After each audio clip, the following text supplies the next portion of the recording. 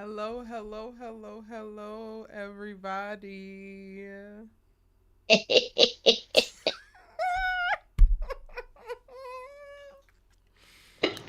um, I'm not gonna apologize for being late today because it's my birthday, and yes, I'm one of those. It's her birthday. I'm finna It's her birthday. my birthday, y'all to death because I only got 4 more hours.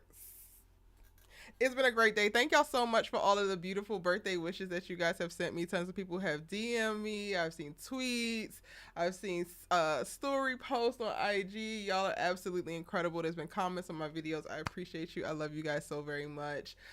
Everyone who prayed for me to have a beautiful, happy, intentional birthday. Your prayers were answered. I literally am here with y'all tonight, but that doesn't mean that today wasn't great because it was wonderful. Like, I am looking exhausted, I feel like. However, I'm here with energy to have this conversation with you all, as well as my beautiful co-host Allie Nick. I had a fun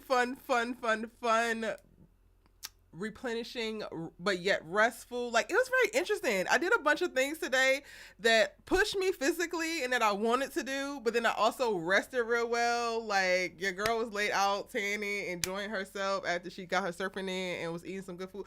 Like, I just did a bunch of things that just really filled me up. So I definitely had a really great day, and to round it off, to come and having a very intentional, probably unhinged conversation with y'all, and my good sis Allie Nick is gonna go ahead and round it out. Oh, How you feeling tonight, Allie? I'm feeling really great. I'm feeling really great. I had different emotions, going through this episode. From I actually got emotional, and I'll talk about that when we go on. Got triggered, had a moment that I wasn't expecting. We just this was a roller coaster of an episode. I keyed through some pivotal scenes. Y'all probably know what they were. But we got an opportunity to see Bio interact with Maurice. I don't think we had ever seen that. I don't remember. Yeah, Then we at the see all bank the when we girls first come met together him. So I'm also at the like, you bank. switching up. I don't like that. At the bank. But we're gonna talk At the about bank. it. Yeah. We'll talk about it. We're gonna talk about it. Also, we saw all the cast that was important. I did have a little really Tyler about one of them showing up, but we'll get to that when we get to that. Uh, Baby, Fatima asked the $1 million question. Am I stupid? But we'll dive more into that when we get to that point. But this was like a really the episode was episoding, and we gonna dive right into it. We ain't no foreplay. We just gonna dive right into it. I'm gonna go ahead and let y'all know right now. I expected to be unhinged, and then something happened. I was literally sending Allie voice messages like, I'm gonna lose it, and then I was like, wait, no, I'm fine. But then now I'm about to lose it again. I can't give y'all no guarantees because one, that went down in the episode, and then two, it's my birthday, and I'm gonna do whatever the hell I damn feel today. So y'all go So ahead and get y'all's grace yeah. ready. Y'all go ahead and get y'all's like compassion for your good sis ready. Y'all go ahead and be like, Eric, I'm gonna let you have that. I'm gonna need that tonight because I might piss some of y'all off. And you know what? We'll carry It's next okay. week. It's okay. If we decide to care next week, yeah. But We we gonna give you decide to that carry grace. next week. We gonna extend you that because you deserve it. We all deserve it. We all deserve a little bit of grace. I asked Tyler, hey Shari, welcome in, boo. Thank you, honey. I asked Tyler, I mean, not directly, but like, I put it out in the cosmos, and I was like, listen, Tyler, don't give me no whack ass episode on my birthday. I will say that was answered because it wasn't a whack episode. It was no. What are we calling the It wasn't. episode?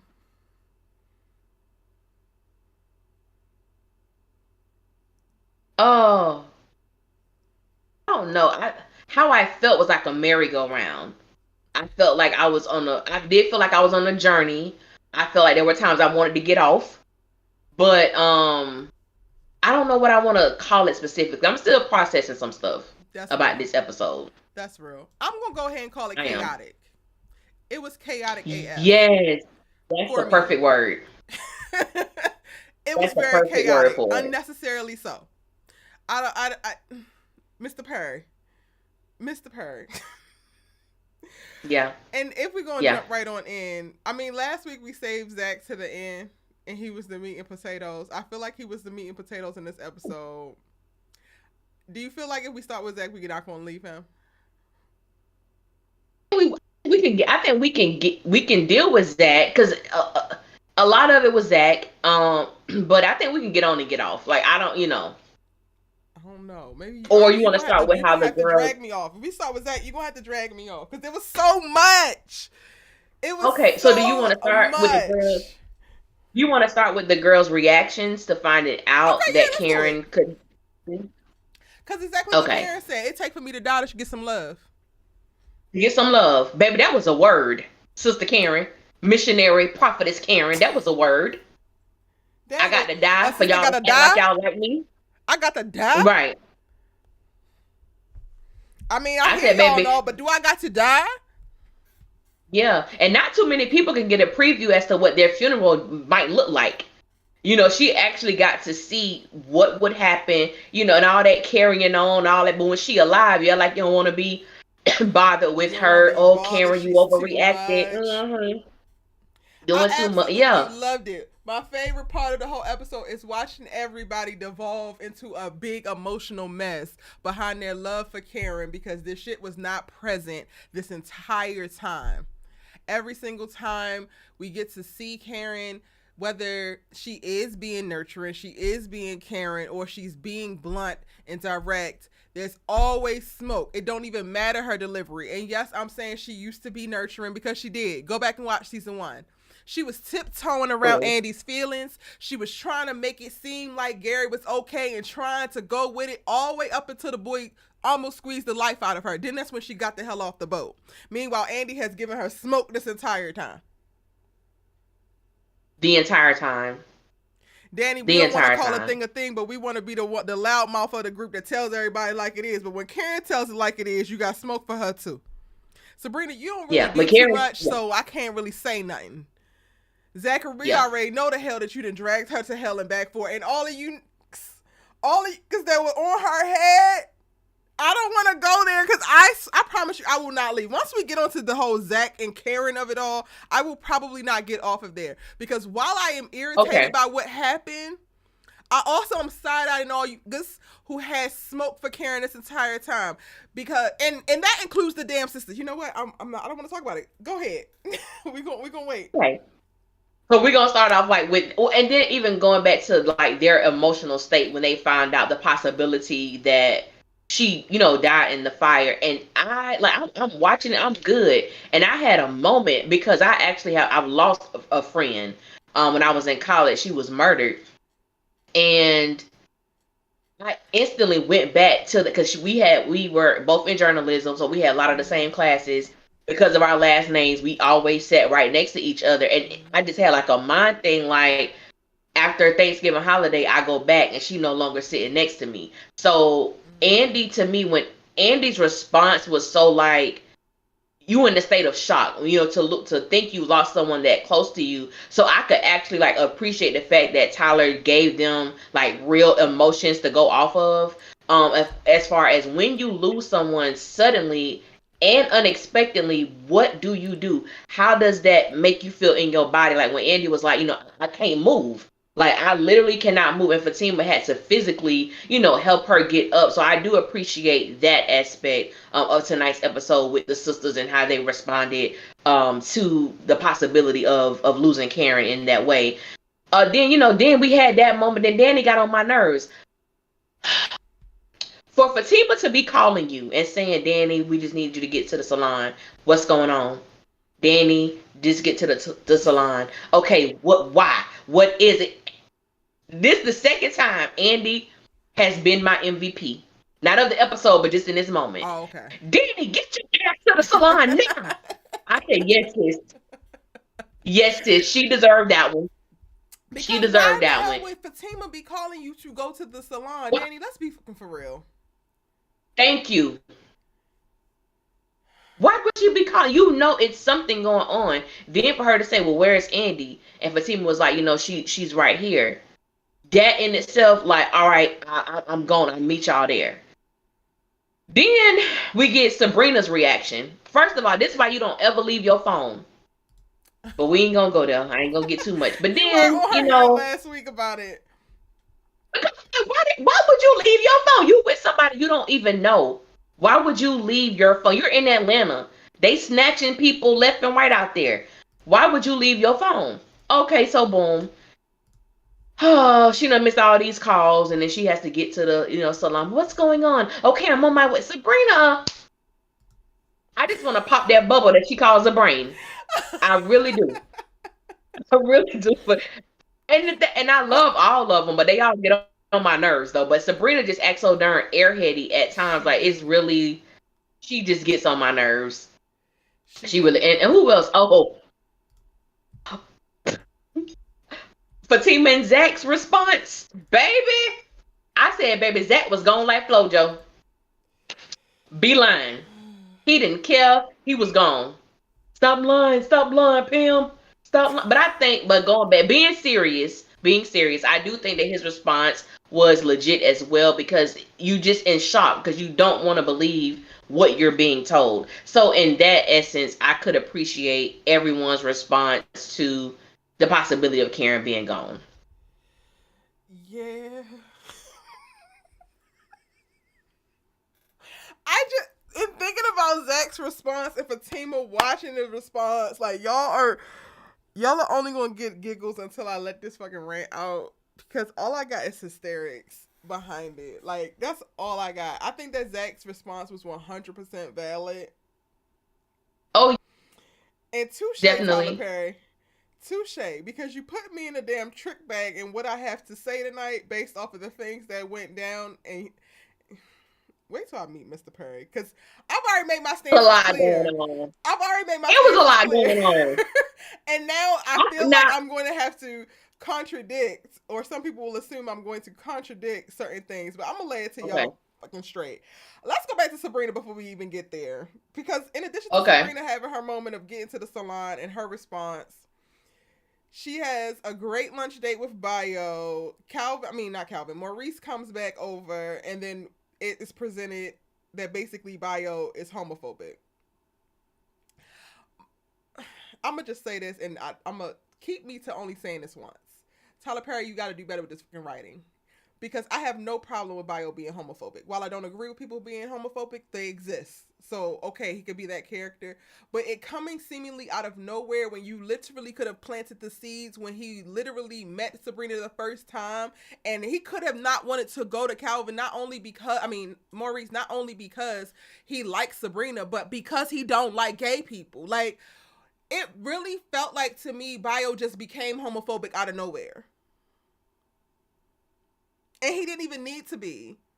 And like if you're gonna lean into like he didn't know that Maurice was gay, I guess. But then when did you figure it out? Like when he walked in here with this silky ass shirt? Like I don't understand. He gave this man $1 million to get out for bail, and now he's going to act like a jerk. Now, what I will say is I saw the seeds of him not catching on, and I feel like he should have leaned. Tyler Perry should have leaned heavier into this, into there being a disconnect communication wise between an African American and an African, because Maurice was making jokes that would not necessarily land on somebody who isn't culturally in what we are actually in. But to take it the homophobic route, I was just like, this feels fucking weird. Like, I don't understand what's going on. And now all of a sudden, Bio was getting all stern and putting his foot down. If he don't leave, then I'll leave. Bye. Bye. Yeah. Felt a little differently about it. I felt that because it was brought up before when Sabrina thought that Bio was homophobic when he was going to give the money to Sabrina initially for Maurice, and he was like, "Oh no, no!" Like he acted as if he didn't care about Maurice being gay. So I do agree with you. It felt really weird and forced in that moment. Now my take was it. I don't think that just me. I don't think that Bio is homophobic. I just felt like he didn't appreciate the way that Maurice was acting towards him. Cause then you But call that man, oh well, so much so, like, is that a short joke? Now I that didn't part I even didn't realize get. that you were that short until you pointed it out. Like, it's giving Until you said insecurity, something. sir. And Like, I'm what? like you. I'm feeling you. You chocolatey. You look really good. I don't give a damn about your height. Until you making it a big deal. But I just think like when Maurice called him Prince, he was like, my name is Bio. Because I think he said something like, I like your mute. Something he said. And I just Right. felt like I don't know if this is a toxic trait for me. And it could be the toxicity that may be still relying in me. I like when men get a little rah-rah. But for It no kind of turned me reason. on a little bit. I'm not gonna hold Maybe. you. I'm Maybe not I gonna hold said you. I like it too, but it have to be warranted. If you just out here displaying masculinity just because, like, macho ness, or just because, I'm gonna look at you like, nigga, we don't need that. the latter part of Bayo's situation, I didn't agree with. But I just felt like the way Maurice came at him, like, oh, is this my like? I just felt like it was too That much. part, Like I like, felt I like get it. I get the too much. uncomfortability. I get how Maurice made it awkward, but I feel like Bayo took it to a whole other level, and it didn't. It did the punishment didn't fit the crime to me by the time we ended that exchange. That's why the latter part of what he did was too much. Well, if he doesn't leave, I'ma leave. Well, I think you need to go. Like you're not gonna give me an ultimatum in my house. Right. Like It's I like understand if you've you been feel offended, but it was too much. exactly like you've been bending over backwards for Sabrina, making all these concessions for Sabrina. Sabrina in this moment, regardless of how you feel about Maurice, Sabrina in this moment is telling you that she's basically awkward and uncomfortable in this, and why are you being so rude? And you don't make no kind of adjustments. Now all of a sudden, no, you Yeah. need to know. It looks like he's never even talked to her like that before, and he gonna do it Yeah. over Maurice? Like, huh? Yeah. It So was something. It was just very weird. It was weird energy. Like it was. I don't know what direction Tyler is trying to go into now with Bio, but it didn't go off smoothly. Like I at was more all. confused about his response. I was more confused about it than like being like, oh, he's homophobic and he's angry. Like it just didn't fit well. It just didn't fit well.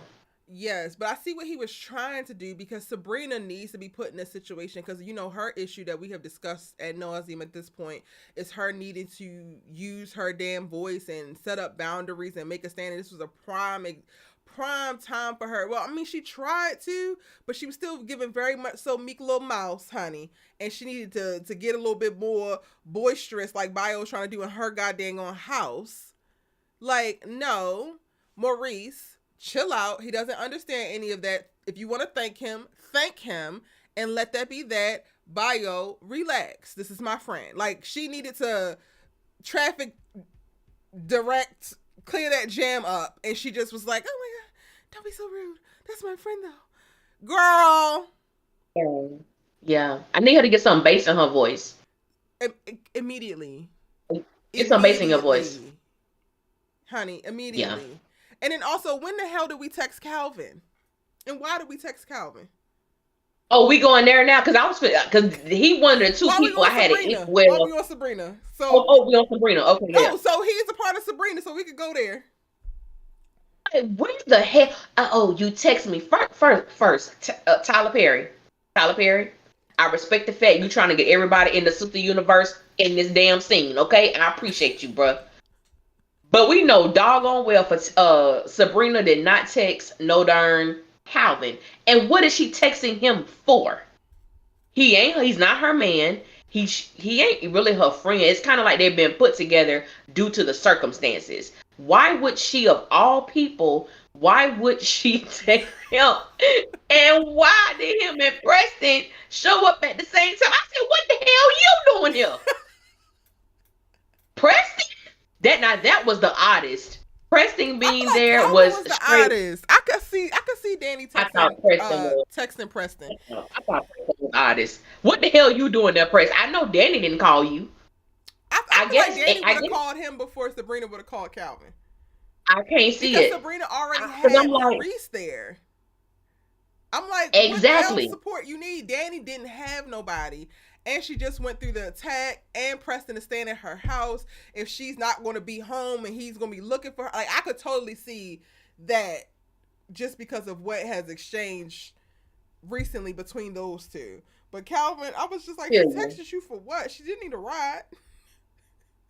Feel you, but that I'm sorry, Preston just seen. But you know why I think Tyler did that? His ass is very strategic.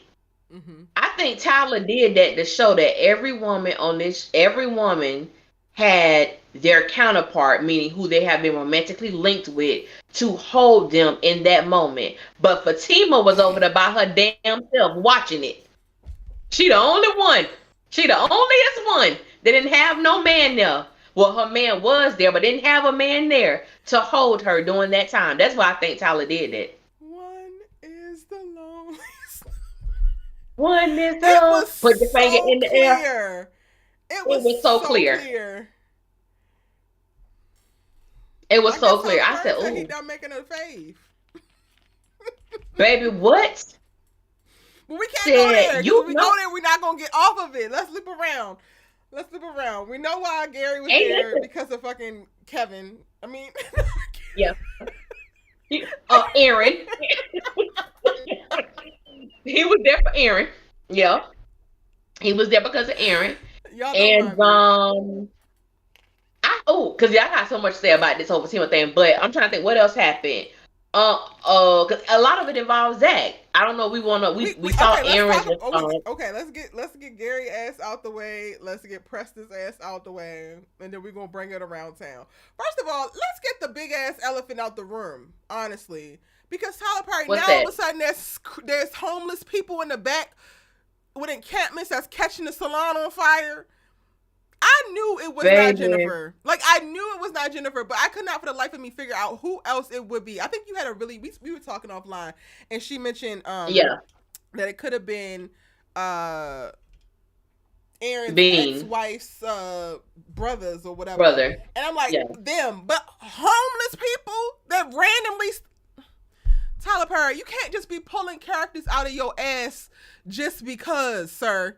That's not how this works. Now all of a sudden the man across the street was feeding the homeless and they always be in the back setting shit on fire? Huh? Karen ain't in all the 6 seasons. She ain't never mentioned they had an issue with homeless people behind the building. She ain't never said I want to take the trash out because them people back there, not a nothing. It never said that. We ain't never seen dude next door.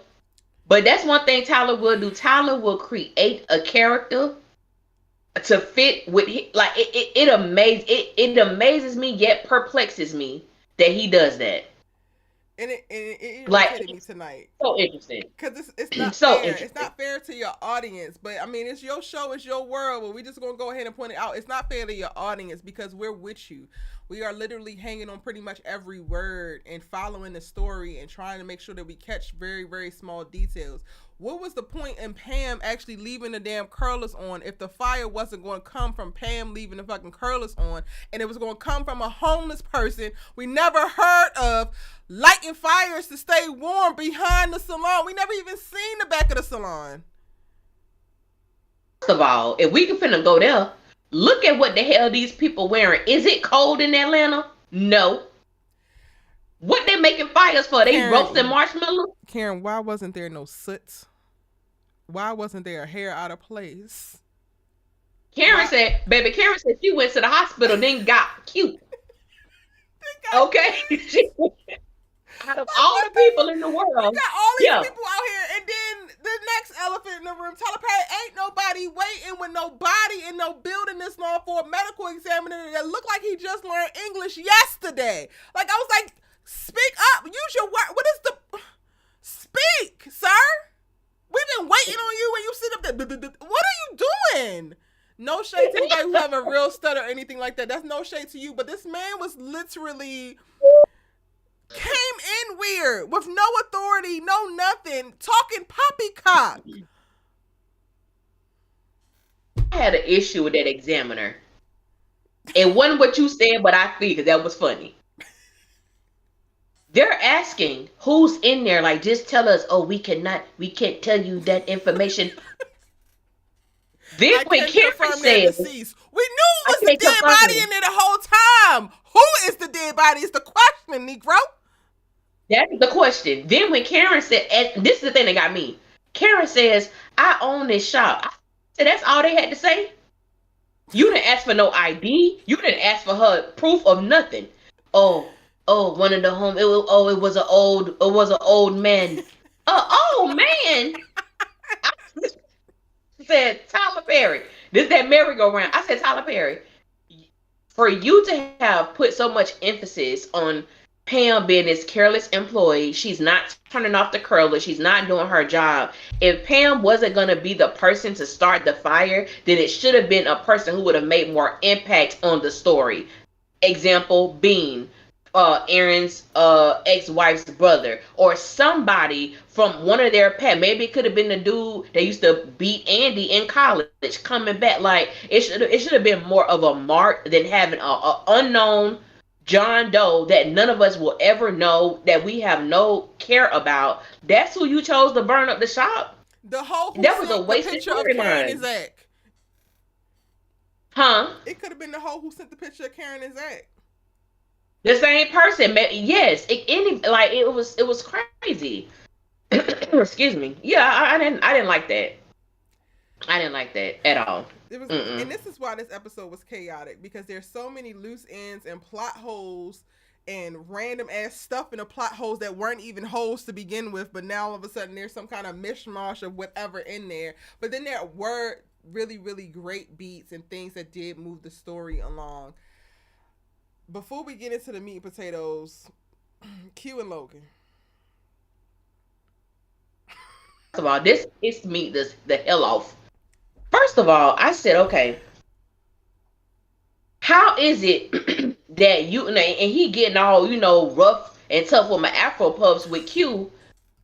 Now, how is it that Logan saw the surveillance for when Q and Maurice got into their scuffle, but you ain't seen the surveillance for that bank robbery? You're the leading person on that case. You said you got promoted because of that case, and you're telling me you haven't seen the main piece of evidence? I said, Tyler, what are you doing, good sir? What are you doing, my Virgo brother? Virgo brother, what are you doing? Because right now, Q can die on that bed. Like, I don't care. Who cares? You got to go back to work. You got to go. I'm like, this is the dumbest. What are we watching? Nobody care what he do, regardless if he get out that bed. If he don't, he not hurt. Duh, we know that he's a liar.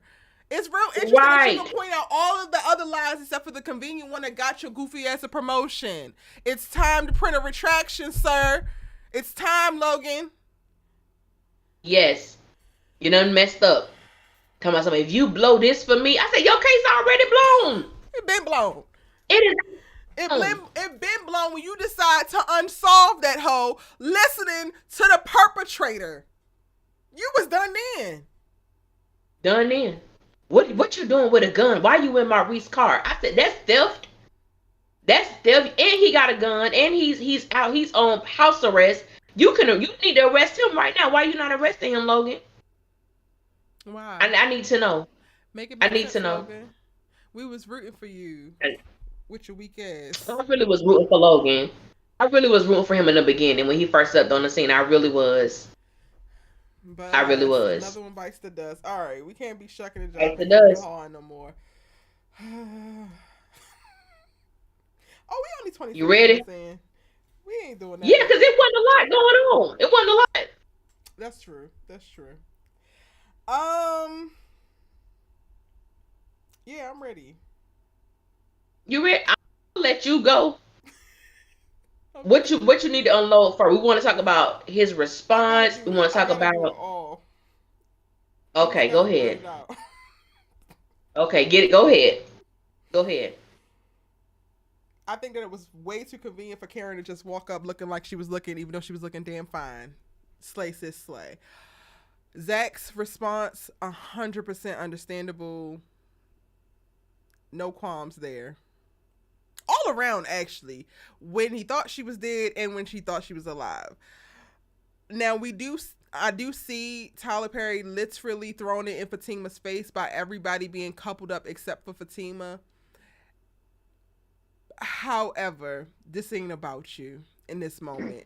The problem that I have with even voicing that in this moment is that in their relationship, Zach has very rarely, if ever, made it about her. So this becomes yet another moment where she is cast aside or not considered or having to concede to what he needs versus what she needs. I feel like this is a very true moment where it's not about what she needs and it is about what he needs, and she should show up for him in this way. But because Zach has been wearing that goddamn road very thin, this is where women start to get to a breaking point. This is why I have been calling for Zach to be accountable, to atone, to grow, to evolve this entire time. Because when you actually need her, she's ready to jump ship because this feels like just another day in the Zachary neighborhood, and enough is enough. This one is actually real. This one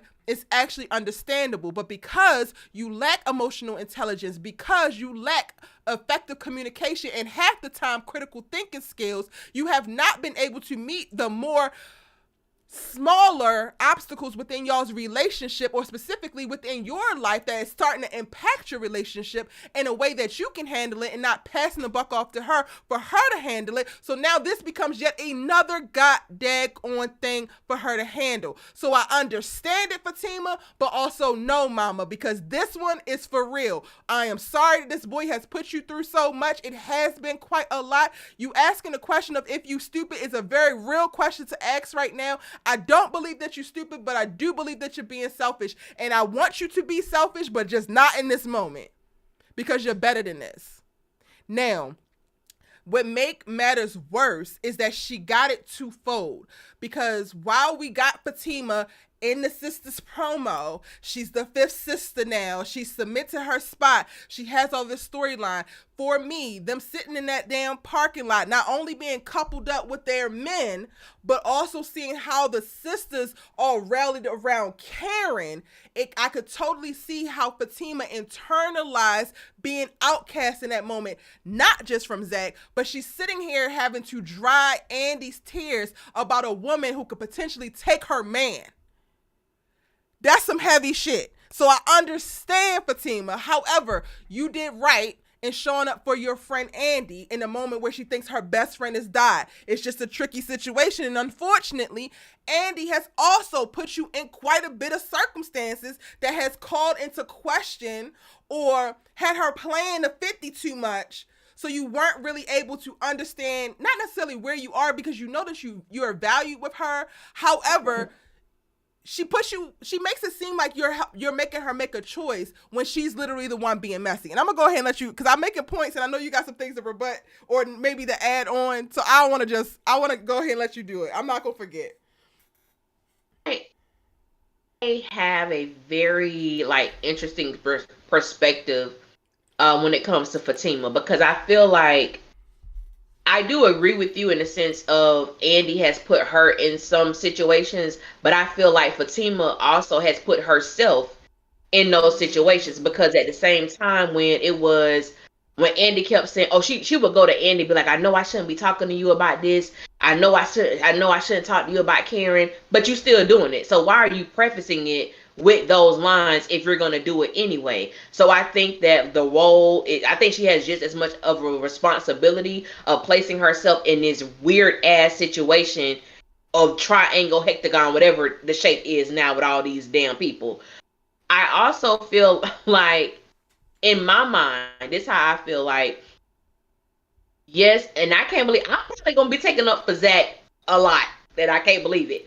But I feel like Zach, as you said, I feel like his response was warranted.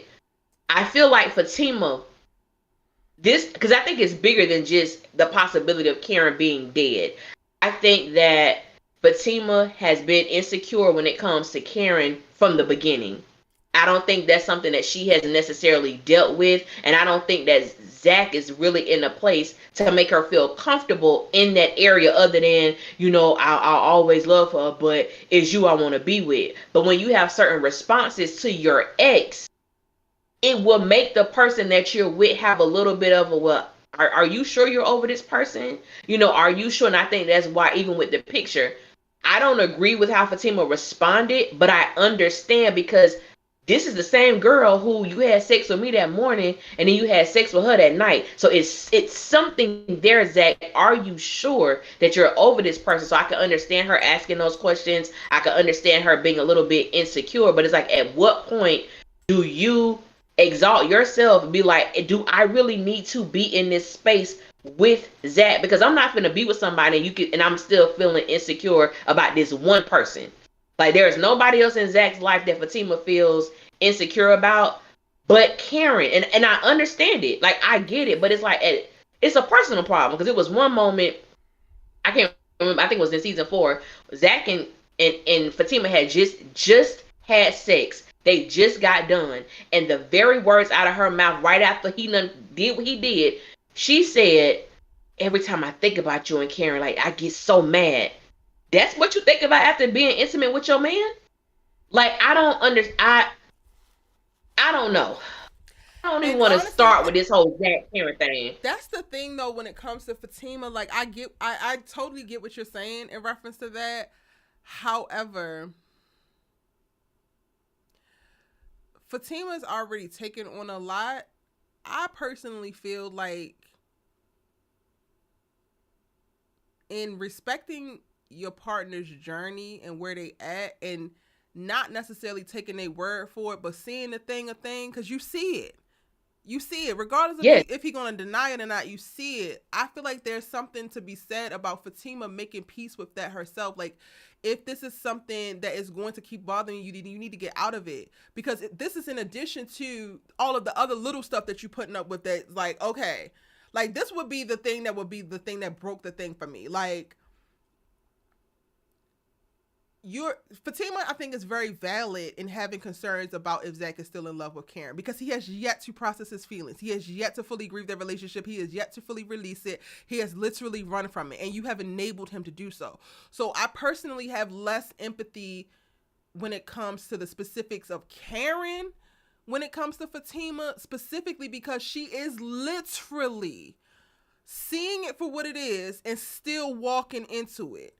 Heather coming up out of nowhere is a whole other thing. Belinda being crazy and slept with him is a whole other thing.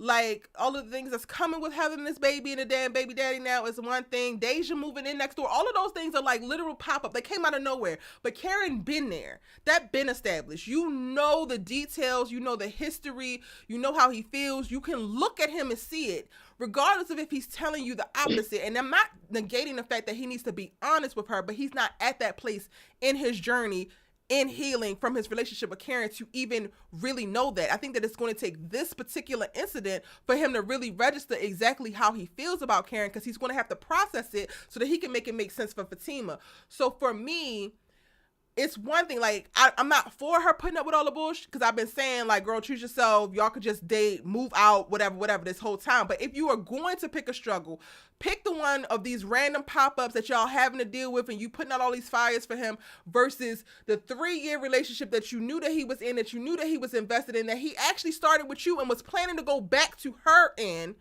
And you can see it. You can see the love from her to him. You can see the love from him to her.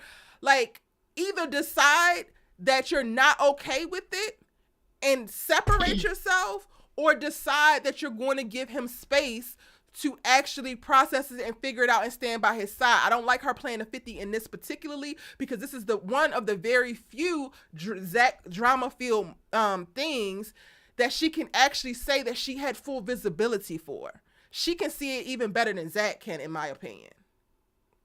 Thank y'all. Thank you for dropping birthday wishes. Thank you so much.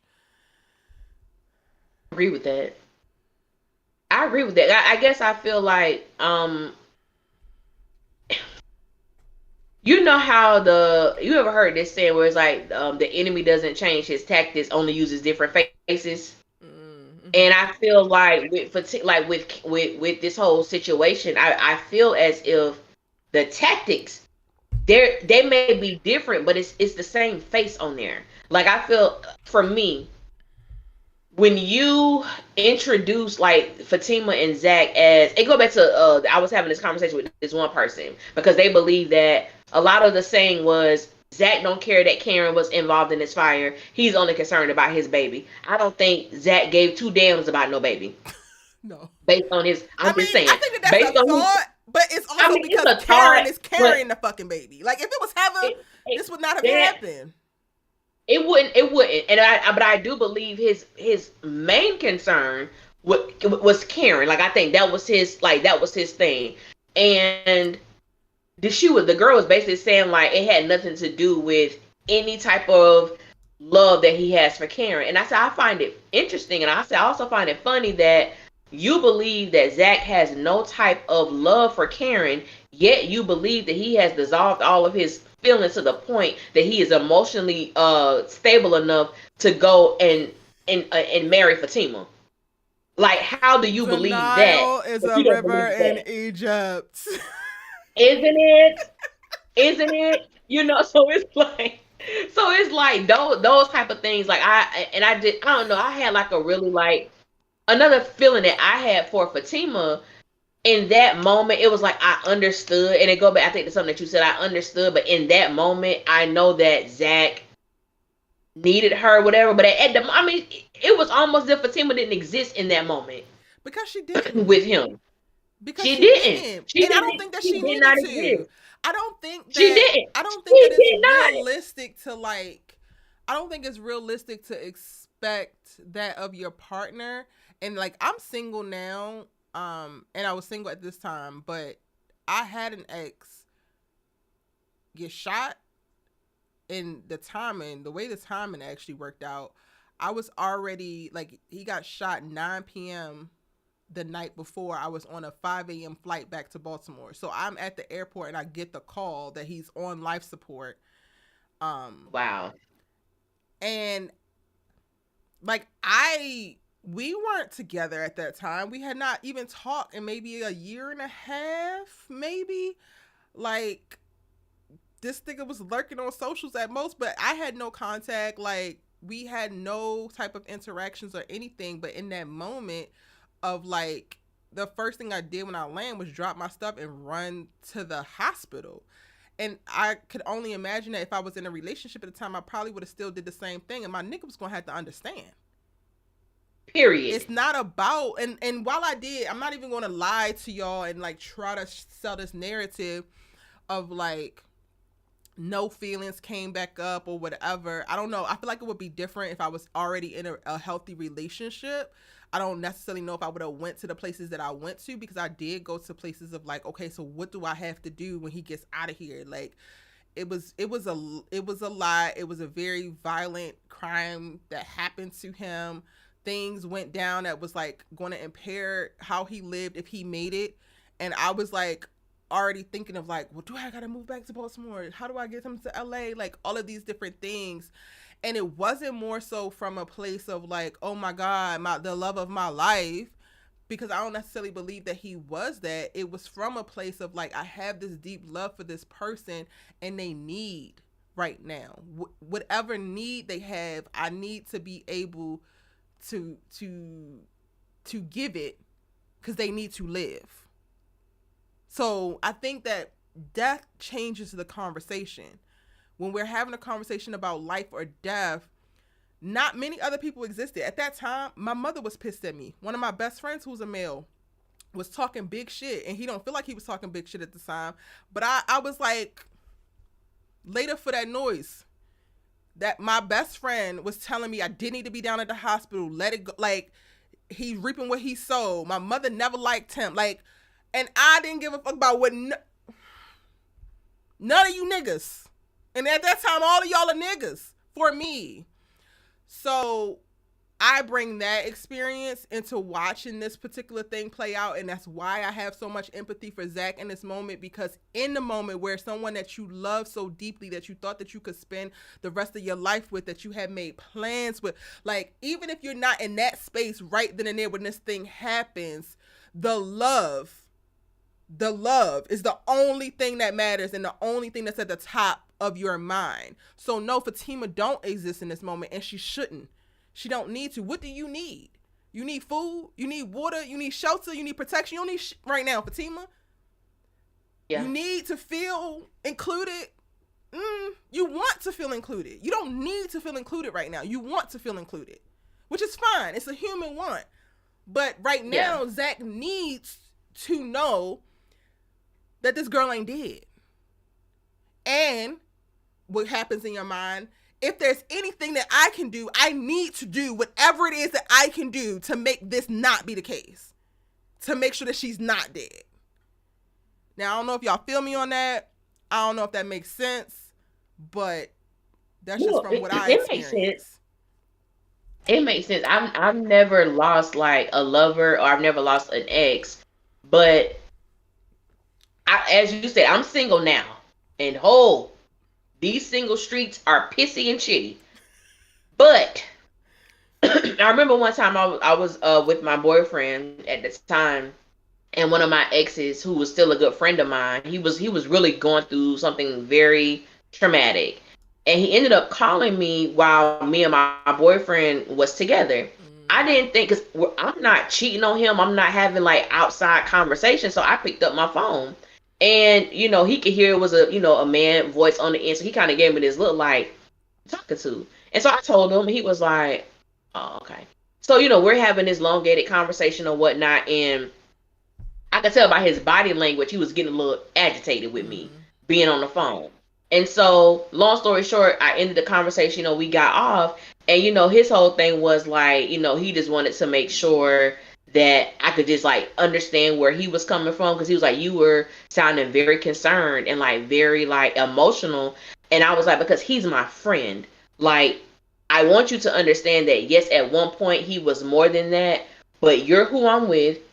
You don't ever have, like, cheating, I don't want to do that. You don't never have to worry about that. But because he's my friend, I do have a certain level of love for him and concern that I want to make sure that he's okay. And I would never do that to the expense of disrespecting you.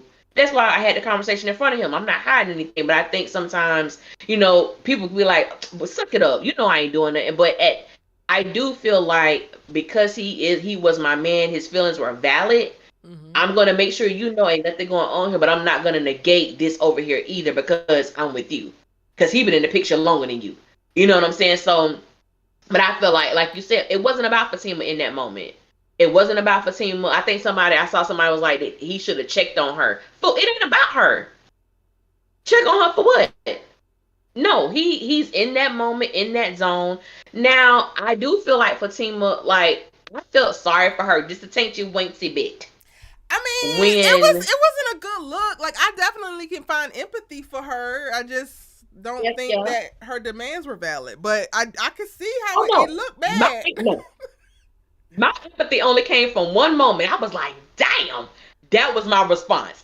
When Zach told Aaron that this was a family thing, and basically you not a part, and I saw that look Fatima had, because I could tell that statement hit her too.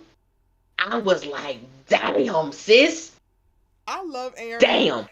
I love Aaron. Let me repeat. I love Aaron. But when Zach said, I will fuck you up, and he pronounced every syllable in Aaron's name. Everyone. I said, my Zach. Okay. I said, y'all don't play that. That's what I'm talking about in reference to when the aggression come out, it gotta come out for a reason. Like, I have no notes for Zach in reference to his response at all. I understand it. If he would have mollywhopped Aaron right then and there, I would have not said nothing. Yes, I had a problem with him coming in the steam plat acting a monkey fool. However, this, I get. Y'all can get with it. The girls who get it, and the ones who don't. Okay? He literally told that man he would beat his ass. He said that this is a family thing you will not understand. And I was just sitting there like, Them fighting words. And Fatima catching strays the whole time. I'm like, bang, bang, bang, bang, bang, bang. I mean, yeah, so like, dang, Fatima. It looked bad. I do feel bad for her. And I don't know. I know people be wanting to be like black and white. I I do feel bad for her. Like, that's not something that you would want to feel. I understand how she feels that. I also think that this is just one of those times where we have to put our feelings aside for our partner. It's just unfortunate that Fatima consistently has to put her feelings aside for Zach. Now, again, I'm going to reiterate that all of y'all have been advocating for Erica to let up off of Zachary's neck. It's because you don't get a get out of jail free card for every single day of the damn week. He needs the support now. Had we not had him doing a bunch of goofy asking Fatima to show up for him mentally and emotionally, she might have been able to take today a lot better. But y'all don't hear me though. Y'all just want to be on your good sis neck. Y'all just want me to be nice to Zach all the damn time.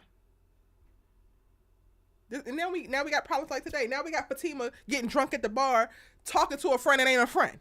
See where we at? If y'all just listen to your good sis, who will not lead you astray, we wouldn't be in this mess. Let me shut up. No, I have been conflicted with this notion because I have oftentimes really pondered, like seriously pondered, maybe more than I should, if Zach is in love with Karen, because I go back and forth. There are times I feel like he is, and then there's times I feel like he's not, but I feel like he doesn't want to allow himself to deal with that emotion, so it's easier to act as if he just don't.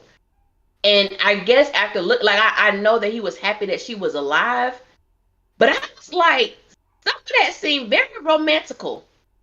The way that he was holding her head, like it was just certain things he was doing. I'm like, I don't know, you should be hugging her like that. Like I know you happy, but like the placement of his hand on her head, and and I'm just like, I don't know. I think then that means that we need to go to the part of the conversation where we discuss if being in love with someone means that you actually desire them.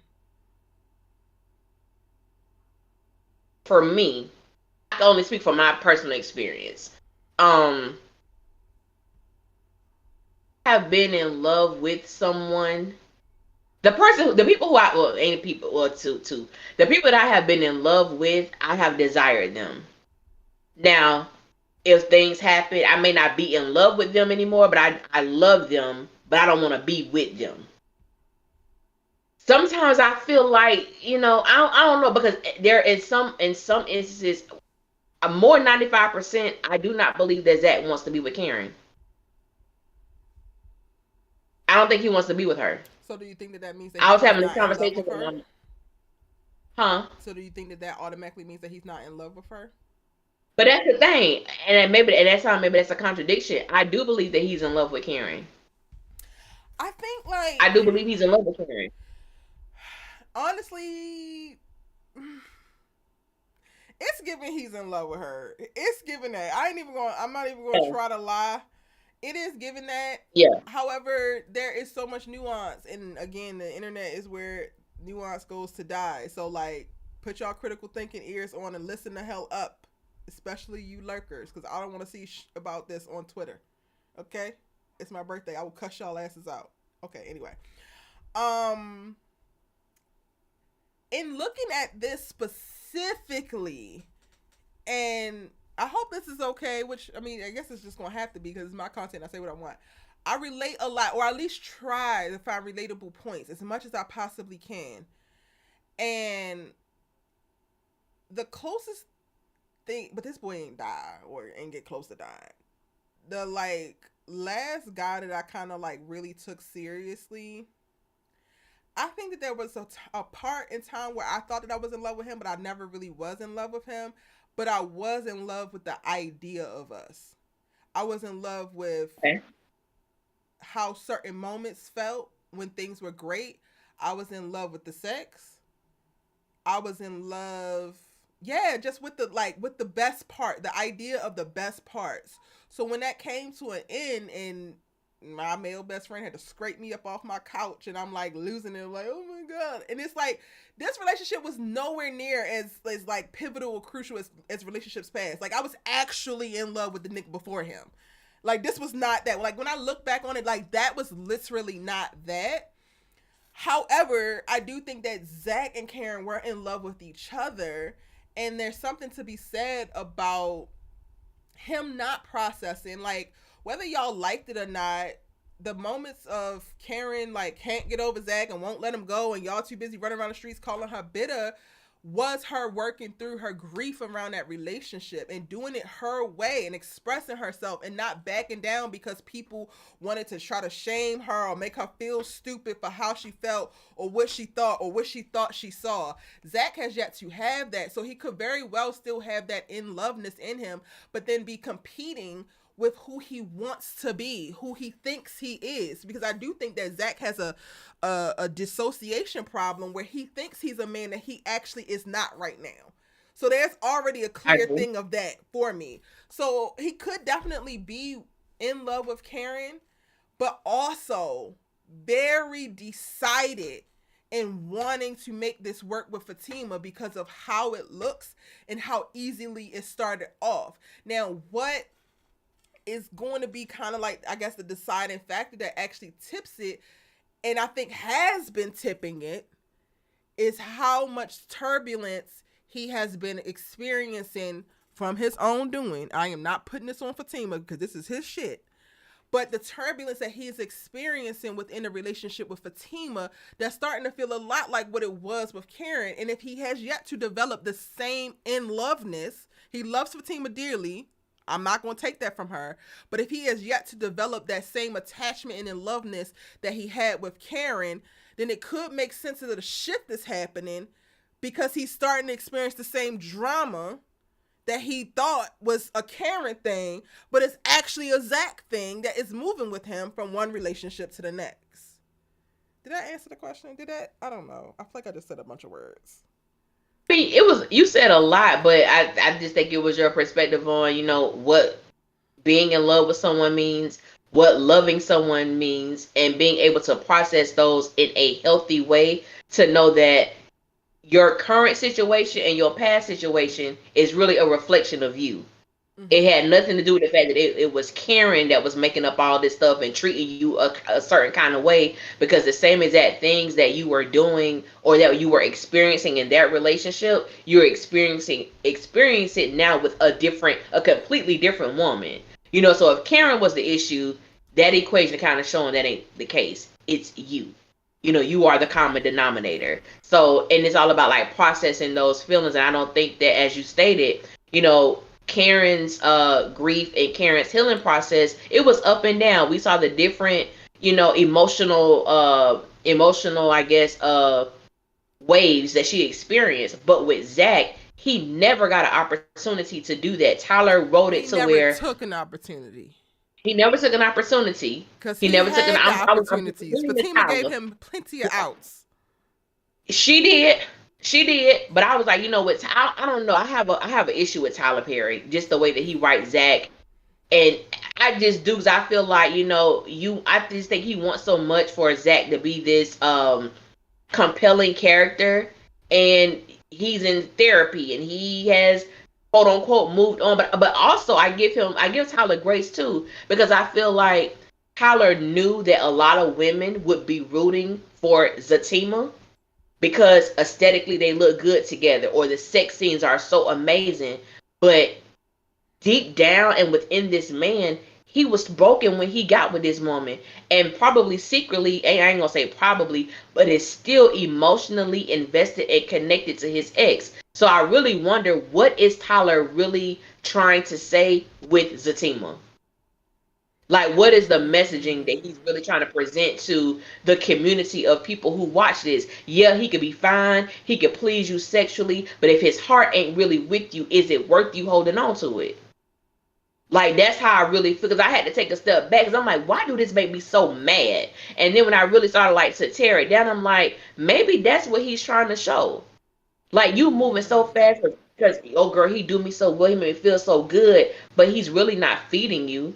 Not the way that's going to be fulfilling or substantial for you, but he can give you sex. He can make you feel good. He can act territorial when other dudes look at you, but it's still surface.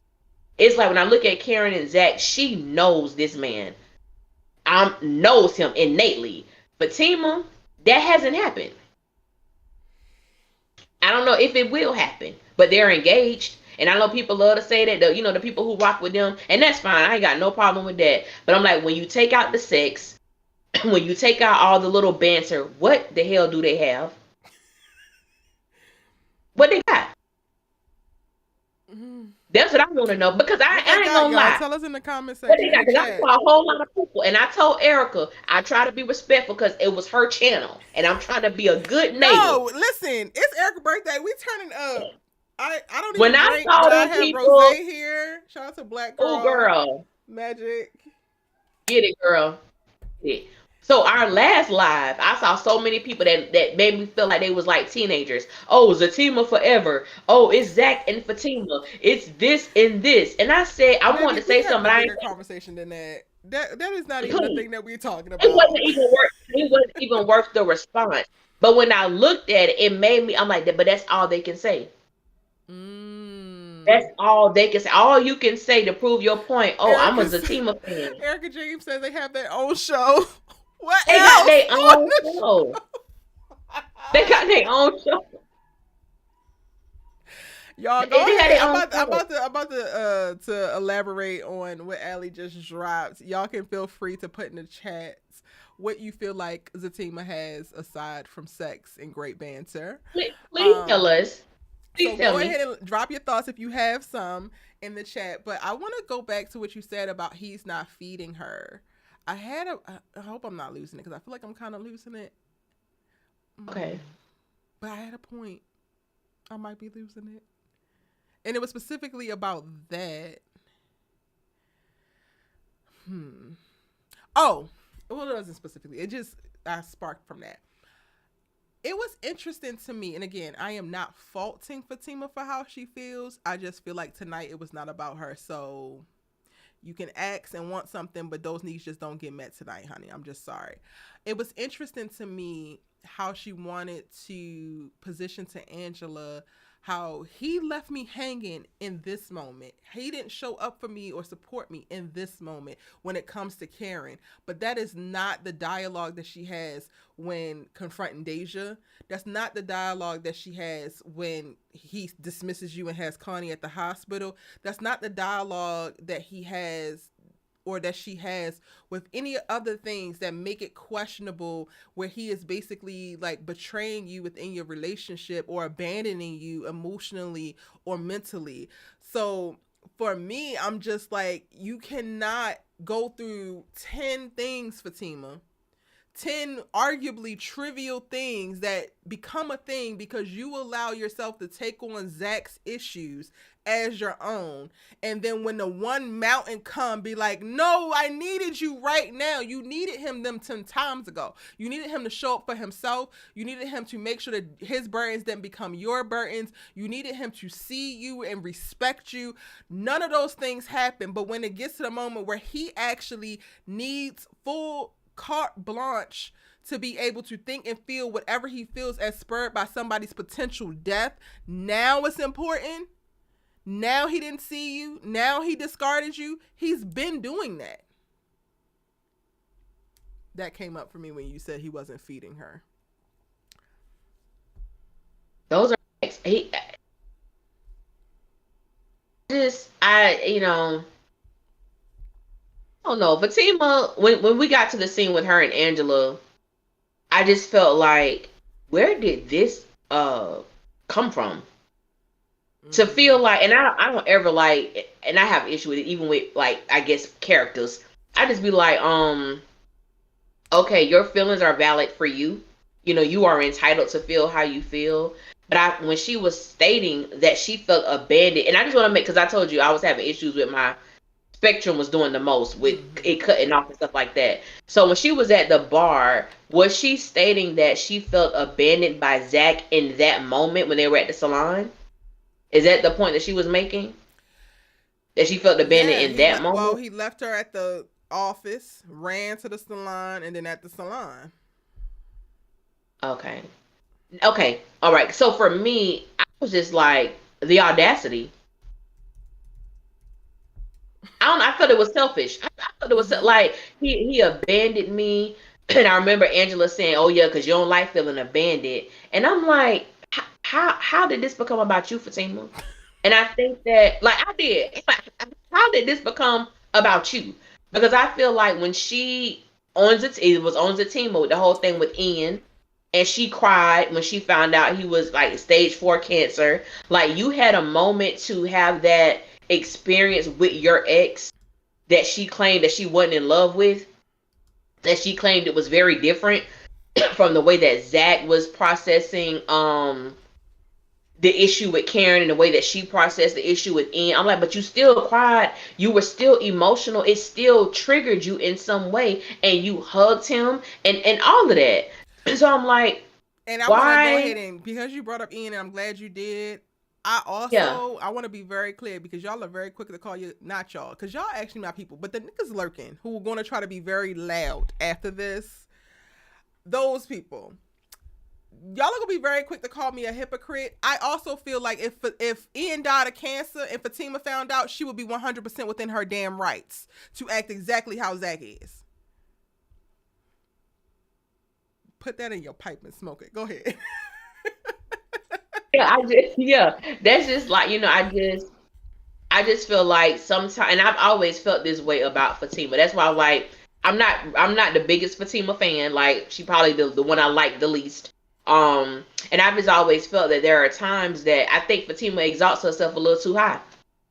I think that there are things that she does that Zach has done, and it's a problem when he do. Like, it's cool when they do it. It's a problem when I do it. Like, I've gotten those vibes from her on several occasions, and I'm just like, if you feel a way, and I think that's why, because there's really no depth to Zatima, them as a couple. Because I feel like if you feel a certain way about Karen, and I think it's the way that it should be expressed. Like, babe, there have been several things that I have seen. I know that you say that you're over her. I know that you say you're not in love with her, but there are some things that I have seen that causes me to question that, and these are those things. Now, I know we probably ain't gonna never see that happen between Zach and Fatima, but it's like, at some point, like, what are you there for? Like, at this point, I don't get it. We've I been haven't gotten it asking for a that. long time. Huh? We've been asking that for quite a Yeah. while. Like, I don't get it. No, I love your points, because that honestly is what it comes down to. And I guess every single week we're gonna be asking that same question. We're gonna be Why are you asking that same here? question. We're gonna be And asking somebody in the chat brought up a good point. Oh Lord, where was I just saw it? Um Dee Dee Taylor. And she said, let's not forget that Zach said he couldn't get back with Karen because she knew his situation. She thought he stole the money and she had him go to jail. I don't know in the context as which you was making your comment, but I feel, going back to what I said, like, I feel like Zach fights, like, he's like, I'm fighting. I can't be with you, and I think it goes back to that, because that was the one time he told her, because of this, like, I could never be with you again because you did this. I could never be with you. Not the fact that I done gave you STDs, I done cheated on you, I done made you financially responsible for me. I ain't do nothing. I ain't giving rent, nothing. But because you put me in jail because the credit card company said that your ass stole my stuff, so I'm following suit. That's the reason why you can no longer be with me.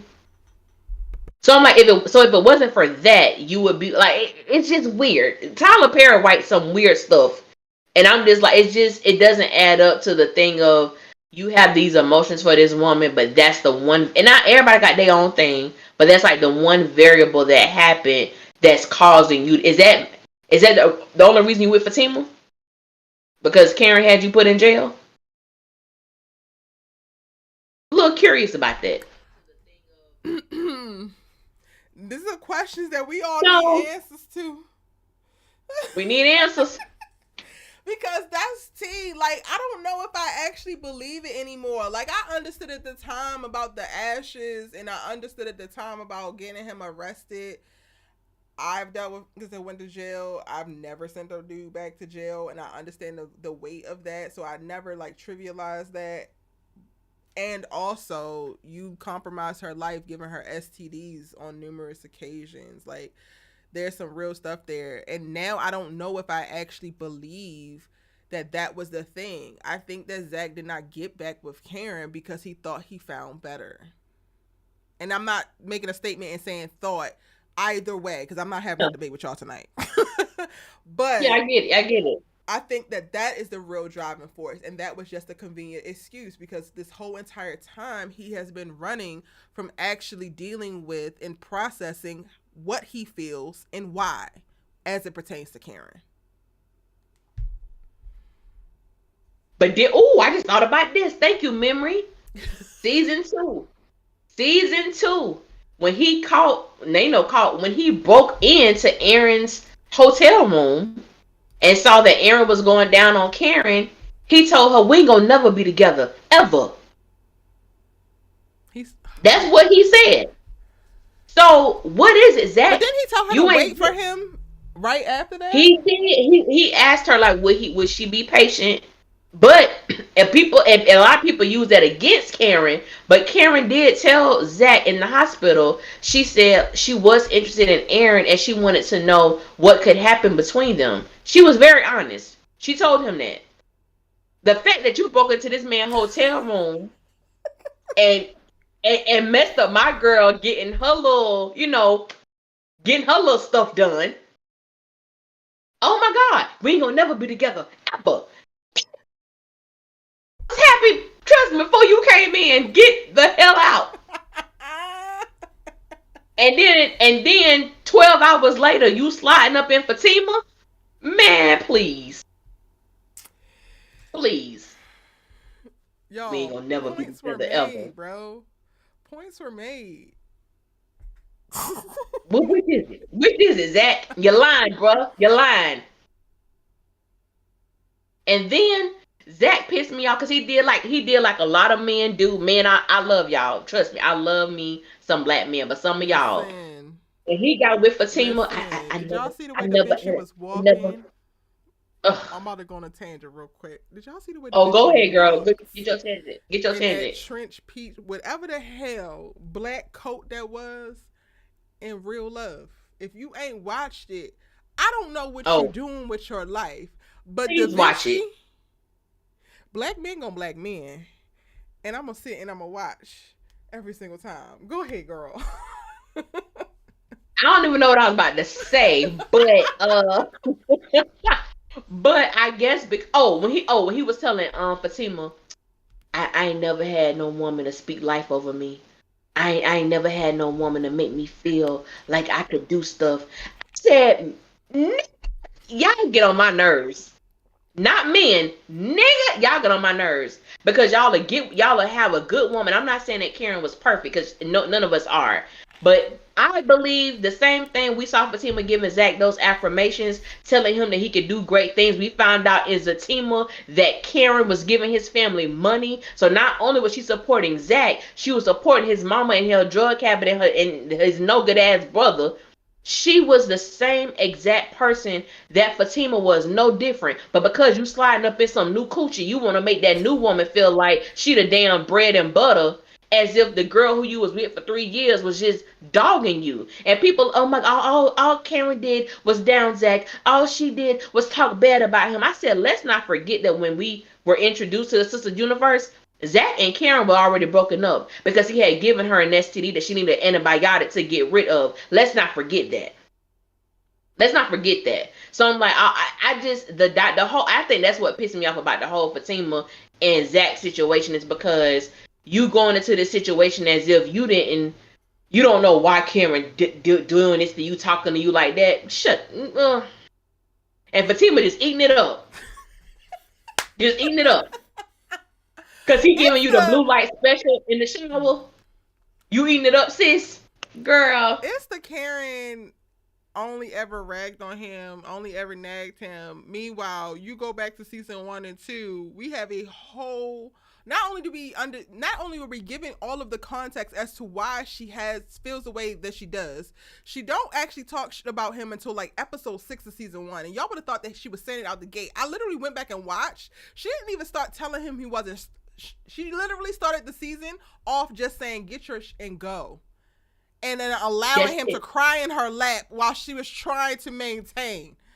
Like there are so many visuals where she actually was showing tons of empathy. But then let's fast forward to when she actually takes him back and they have that car ride home before they have the car sex.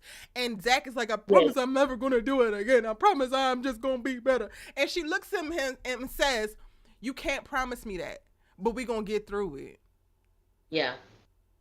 Yeah. But y'all want to run tell that like the girl has never loved him, has never said anything positive to him, has never supported their relationship, has like even when she went to go get him from Danny's house, that whole entire scene is soft and tender. The whole entire Very thing. good. The But entire. we forget. We We forget. forget. That's cool. That's cool. Yeah. Cause Fatima so good. And it ain't no beef. Like I said, I ain't the biggest Fatima fan, but she cool people. But I ain't the biggest fan. But I just feel like Fatima just really got with somebody who wasn't over his ex, and he pumped your head up and made like he did what he did. You know, he did what a lot of men do when they need a place to live, because the other person that kicked them out. Give her some good sex. She gonna move me in.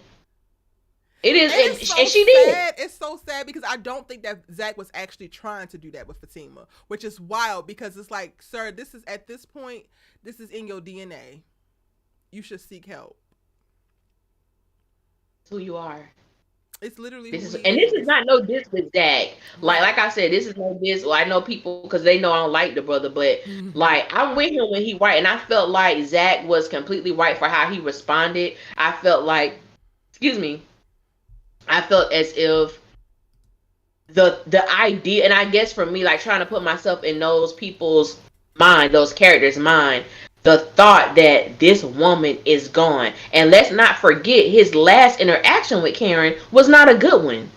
So to process the fact that that's how we left things, I grabbed her. I went to go apologize, and she wasn't ready to accept my apology. And then I got mad at her because she didn't want to accept that lame ass apology I gave her. Like, that was a moment. Like, I can't even imagine losing somebody and we were not on the best of terms. I don't. I pray I never have to deal with something like that. But It's I'm just trying rough. to process like how he felt in that moment. Like, I can't imagine. I really can't. I It's really can't. rough. I You give go him all the through, grace.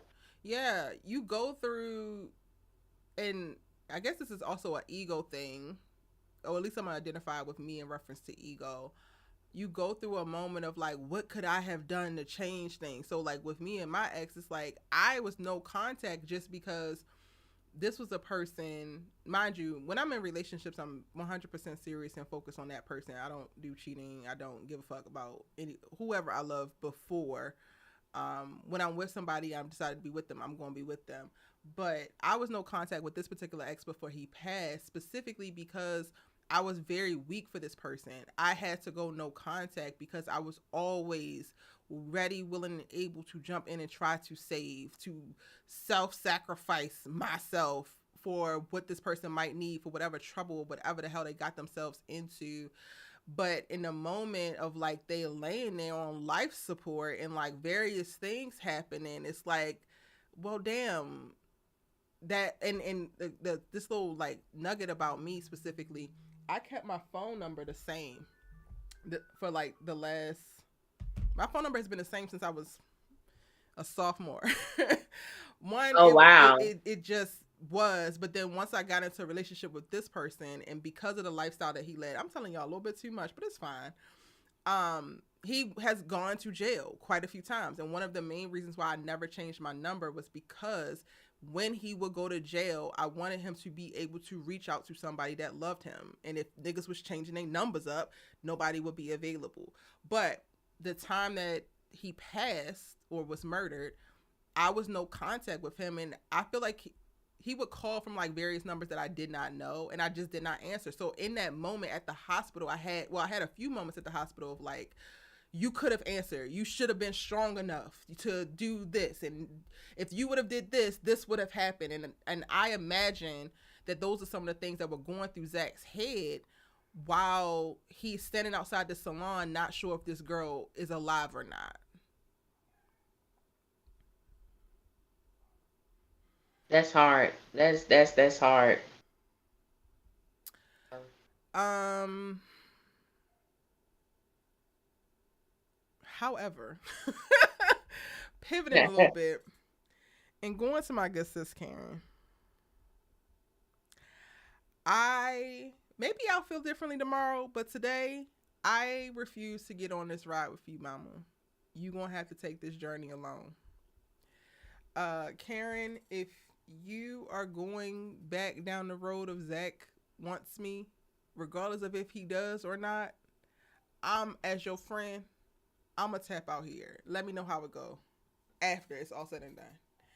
And for so many reasons, I was so frustrated with seeing her play it cute and cool, like, oh, I didn't notice, but she actually did notice and want to speak to Zach still wants her, or her thinking that. And like, it basically, to me, the episode ended with her like, I noticed, and like, we're about to go back on that roller coaster of like, Zach wants me. And I'm not mad about it. I understand it. I just don't want to do it again just because of how fickle and chaotic Tyler Perry handled it the first time. I think my biggest issue, though, with us going down this road this time is that Danny started it and is hyping it up. And at this point, I'm going to go ahead and say Andy is probably going to be the only one, because she was really trying to squelch it, more so to protect her friend Fatima versus to do anything for Karen in that moment. But yeah, Danny, don't hype this up and point this out and say that you see it. But then next week, or actually, because it's only a week in a fucking season, tomorrow you're going to be telling Karen that she's crazy. I don't like that. I don't like that y'all let her go through that by herself, pretending like she's crazy, because yes, Zach was in a relationship with Fatima and has moved on per se, but y'all all were privy to the goofy stuff that he was doing, including tossing her ass up against that wall in the salon. But when Karen is running around here like, he still wants me, I can't get over it, I don't believe it, because he was giving mixed signals. Yes, he was saying certain things, y'all, but he was also fucking the shit out of her. Let's be honest. Let's call a thing a thing. Y'all all want to be Ray Charles to that and act like Karen is crazy. And then, Danny, you bring it up in this moment, and then tomorrow you're going to be telling Karen, leave it alone, you're crazy. Meanwhile, you went out of your way to sequester the conversation to make it like, girl, did you see how Zach did Fatima for you? Why? That's the whole part. Like, this circus that's finna come, I don't want no parts of it. Everybody gets on the ride or nobody gets on the ride, because I'm tired. I'm tired of Karen being made out to be this crazy ass black woman who has no good goddamn sense, when at the end of the day, she's like most of us, acting very real, and we just happen to see it because you hoes take it how you want to take it. If it don't apply, let that shit fly. You hoes get to hide it. Your stuff might not be on the internet, but I know y'all have done some dumb stuff for it that you love. We all have. Call a thing a thing and stop playing these games. Y'all want to be on Twitter. Y'all want to be on Facebook acting like y'all better than Karen, acting like y'all holier than thou. Meanwhile, if you black specifically, because I don't know the struggles of others, but if you're a black woman, it's more likely than not that your ass has been goofy for a nigga at one point in time. Stop playing. And I don't like how these girls play in this girl's face. And I also feel like, Karen, you done been there, done that. Even if this nigga wants you back, you look better than ever. You got a damn baby with a man with a whole bunch of money. That's not questionable. We don't need to go down this road. I'm out. I'm out.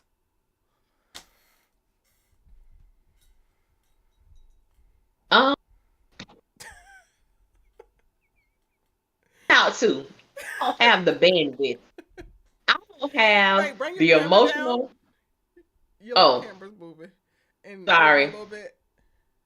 To my left or right? To your right. More. Is that better? You're on one side of the screen. You're not in the center.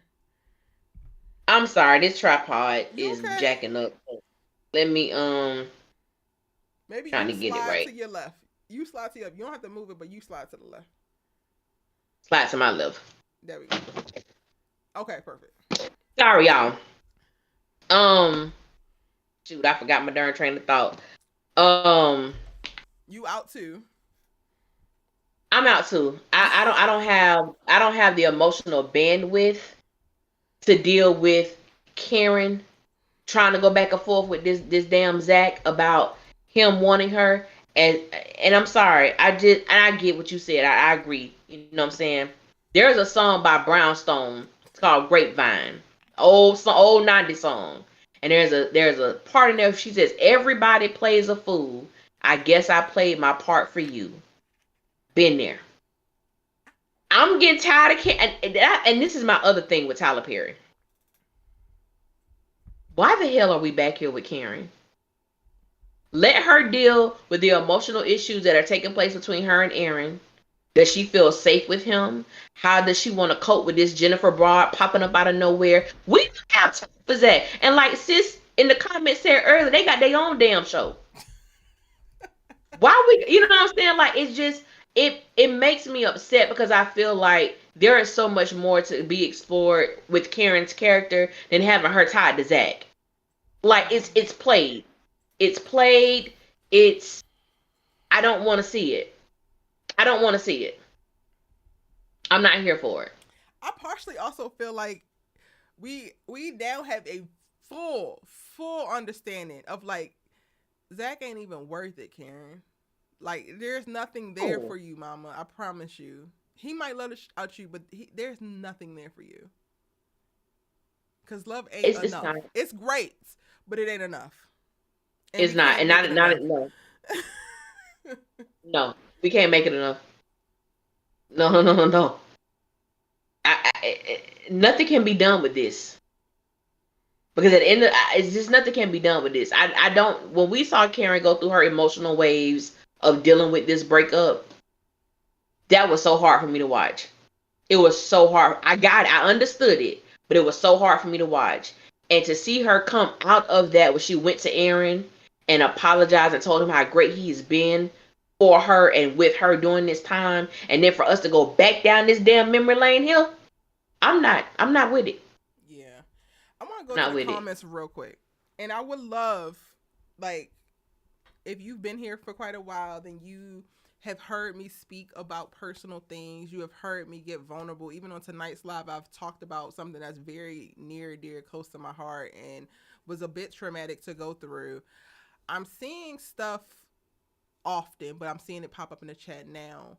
And one of the things someone just said was, and she wants us to be Zach's baby so bad. What is wrong with her wanting that? Like, I would really love for the people who comment some of the things that they comment to like provide a little bit of context of what your lived experiences are. Because I'm not even gonna hold y'all. I assume most of the time when I see comments like that and other like even worse comments directed towards Karen and backdoor attempts at her character, whatever, I assume that a Karen took your man. I assume that a Karen had a baby by your man and you mad about it. Because that's what it's giving. It's giving salty. I don't think it's a stretch to have a girl have sex with two different men, but want the man who she had the most stable relationship to be the father, even if it wasn't the most healthy.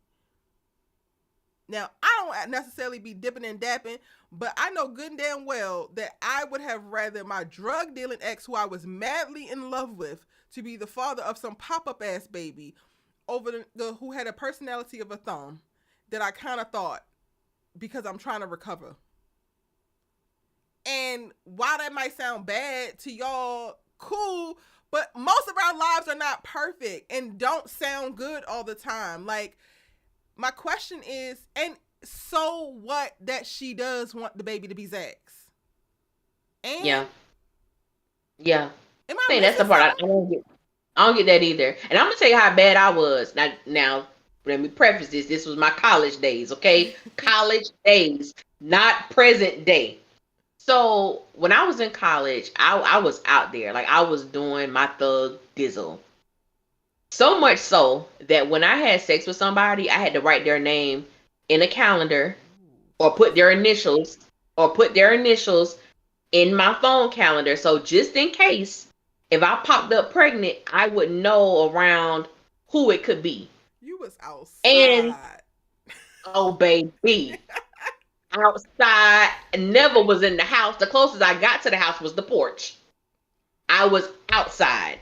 And so there, even with that, there would have if I would have got pregnant during that time, there definitely would have been people that would have been like, I would prefer him over this nigga hell. So I think that sometimes in watching these shows, and I know people can come for reviewers because it's like I don't think we speak from a place of perfection. We're speaking from our own perspective that may be drenched in our own personal situations or people that we know. But I think to take the realistic aspects out of these characters is like, no, what Karen is experiencing, this is real. If you had a homegirl who was pregnant and you know she was with her ex and she with this dude, she may be like, girl, but I just thought I don't even know this dude like that. So it's almost like how they say, you pick the trouble that you're familiar with.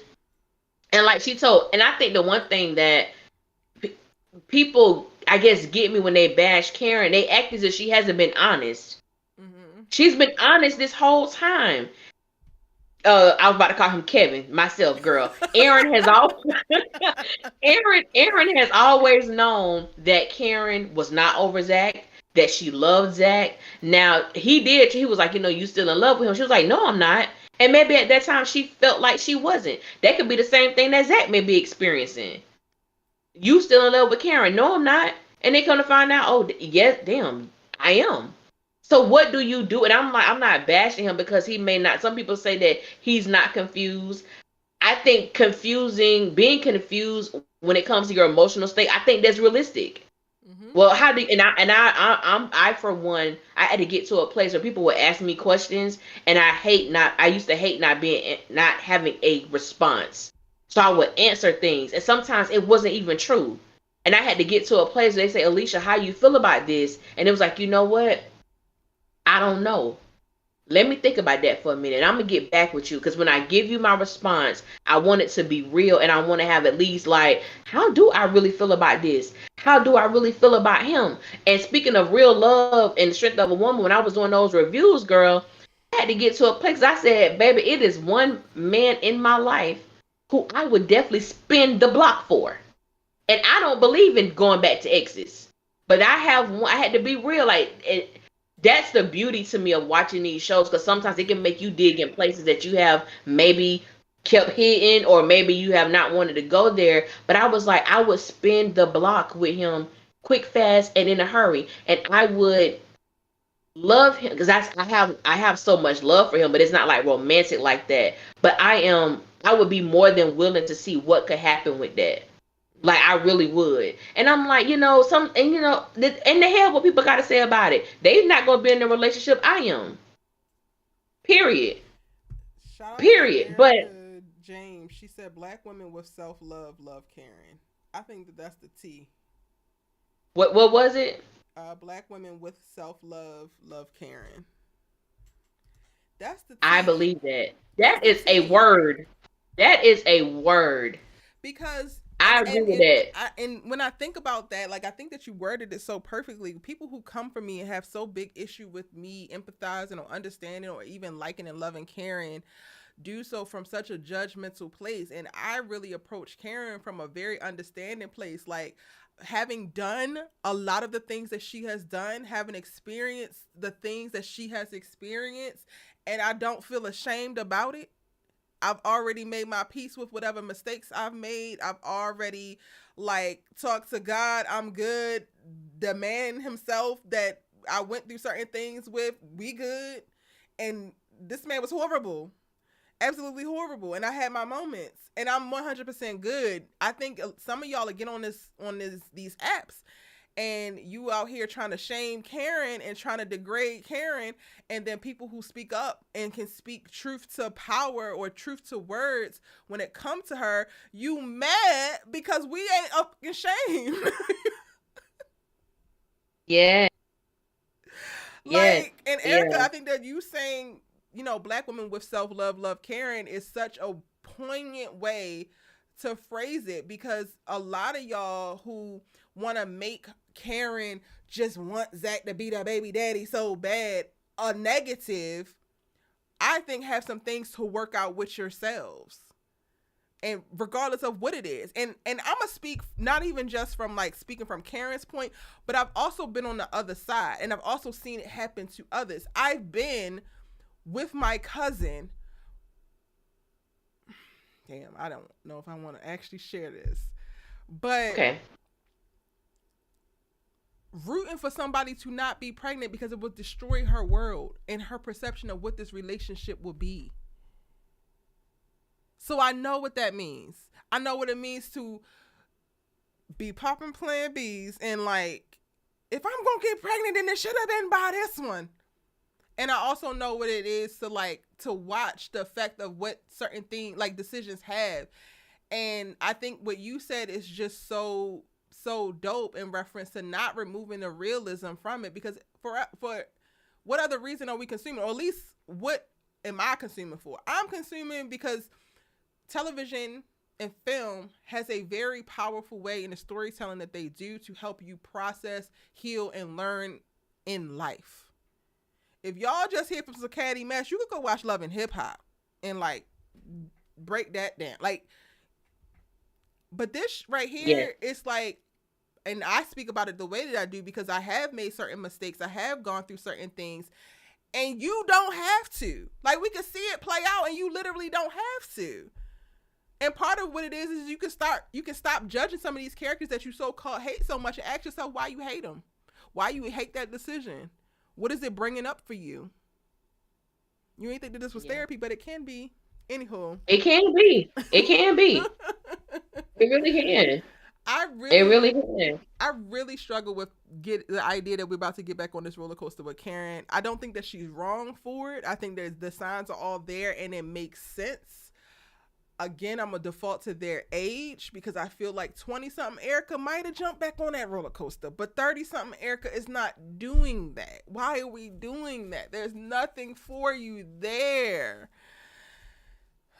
Yes, Dee Taylor, I do recap other shows. Check out go to youtube.com/Erica Vane TV and you'll see all of the shows, or the major playlist, and then you can click videos and see all of the shows that I break down. And Danny, you seen it. Are you for it or against it? And then why are you for it if you're for it? Because Zach ain't even talked to you in forever. And I got problems with that. Me and Tyler Perry got beef specifically because Danny and Zach don't even cross paths anymore, and they were actually friends. They were friends. And I think that was a part also where my cable was going out. The scene with Karen and the girls, I missed a lot of what was said. But if what I'm hearing, I'm gonna have to rewatch that part. So for what I'm hearing, Danny was in support of how Karen was feeling about Danny Zach. She didn't say that she was in support or not. She was just like, did you see how he did Fatima for you? Did you see how he was looking at you? Did you see? And then they tried to change the subject and ask her about Preston and why Preston was there. I'm glad that Preston was there because of such and such. And then she was about to say it, but didn't actually say what happened with Jonah and why Preston is actually around. She literally basically deflected with that and said, I'm not talking about it, but then went back to Karen. It's like, but Karen has to talk about how Zach acted in regards to Fatima, but you don't want to talk about how Jonah was trying to mollywop your ass up and down this damn apartment. And Preston had to come save your life. Okay. And then they just deflected over to Calvin, and then they never really gave, I don't think they really gave an explanation of why the fuck Calvin was there, because Sabrina just kind of like, oh, she be all ditzy. Because none of us know. And then Calvin don't know why Calvin was there either. And then Andy wanted to throw all them out because they kept trying to talk about Karen. Okay. And I think that for me, the reason why I don't even like that aspect of what Danny said to Karen regarding did you see what he did or whatever, is because I forget what season this was, but that episode where Karen and Zach met at Danny's house and they had that exchange, and he left, and to me I felt like Danny was being a real friend to Karen in that moment, and she was like, baby, it's over, he's moved on, and she hugged her and Karen was crying. So I'm like, how do we go from that to, oh girl, did you see how Fatima, like, you see how he did you for Fatima? And it's like, stop doing that. You know what I'm saying? Stop. I'm not gonna say not confirming her feelings, but stop doing that to where her and Zach don't need. I don't care how much they love each other. That was an unhealthy situation, and she don't need to spin the block on that. Let him go down the block and round the corner. Don't Right. spend nothing on him. Child, hold on, cause I gotta refresh. I don't know what the hell happened to the live. Really, Discord. Okay, hold on. I'll be right back.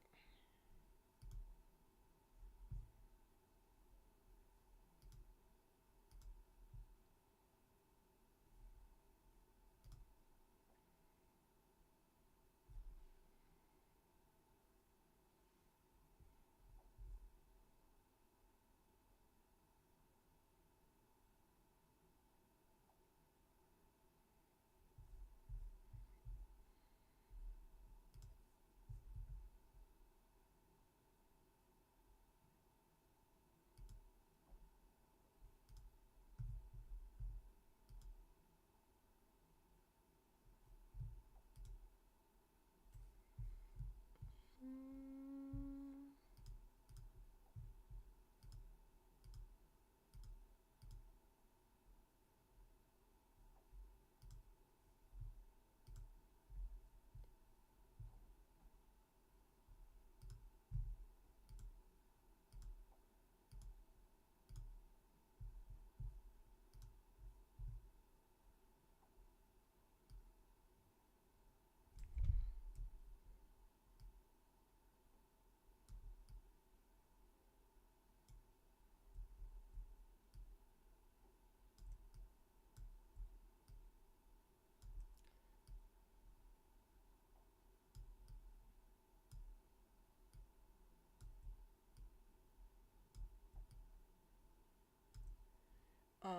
sit up for me,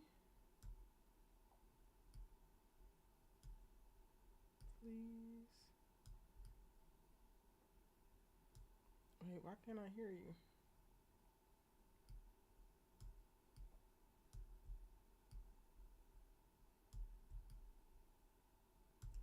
And move to your left.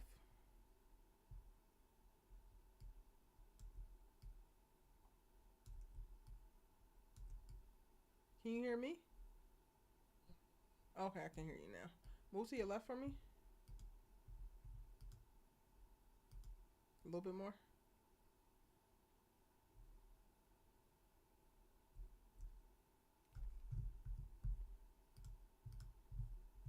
Oh, not screen share.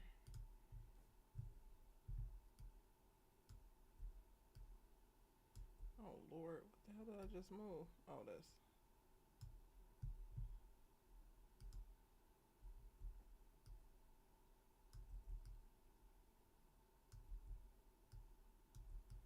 Girl, I don't know what the hell happened, but I just had to reset this damn thing.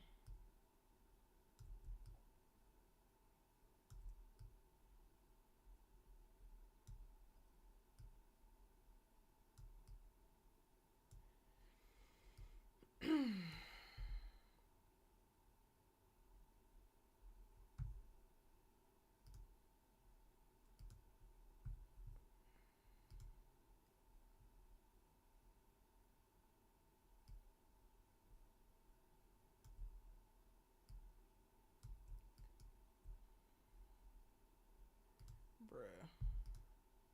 Okay. Do you remember your point?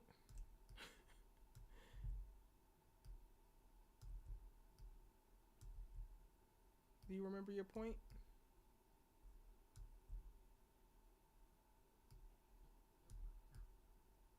Oh, do you remember your point?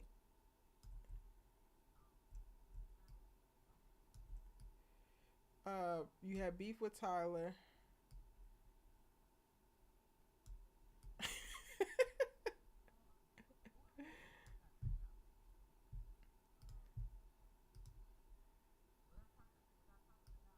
Shit.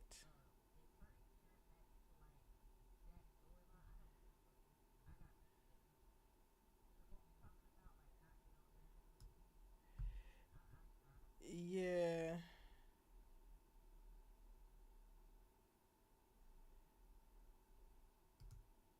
Maybe we can ask them when we come back. We can go through the comments because I don't even remember. I'm having a brain fart right now, and I'm just like,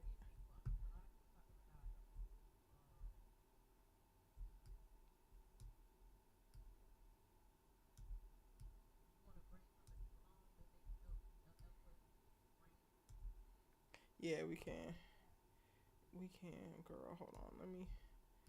Uh, Me playing goddamn hooky, not prepping, got me out here assed out right now.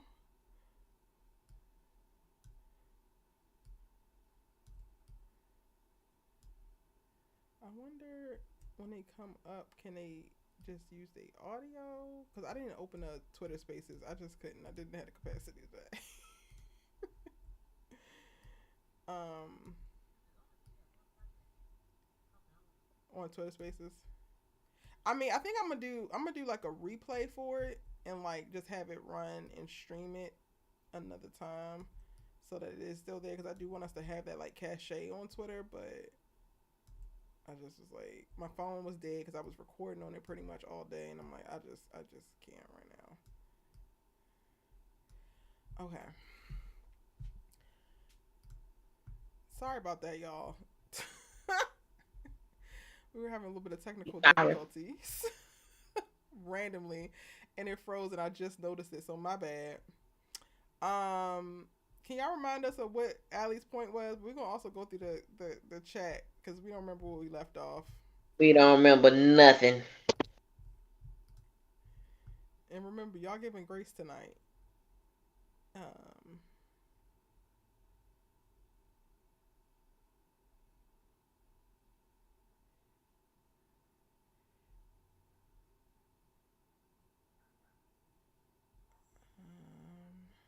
y'all are asking about Fatima.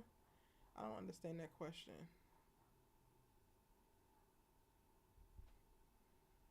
Oh, you're not talking to me. You're talking to Erica James. Let me mind my business.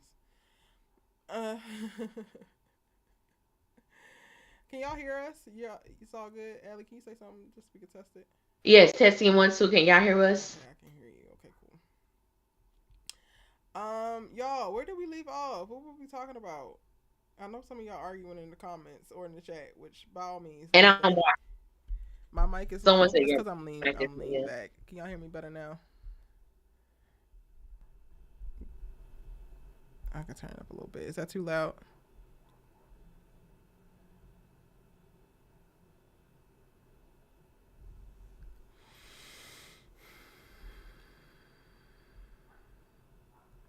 Yo, what were we talking about? Okay. It's giving chaotic as fuck, Erica. But it's fine because it's my But birthday, I so think I'll take the chaotic. points were made. Whatever we were saying, the points were made.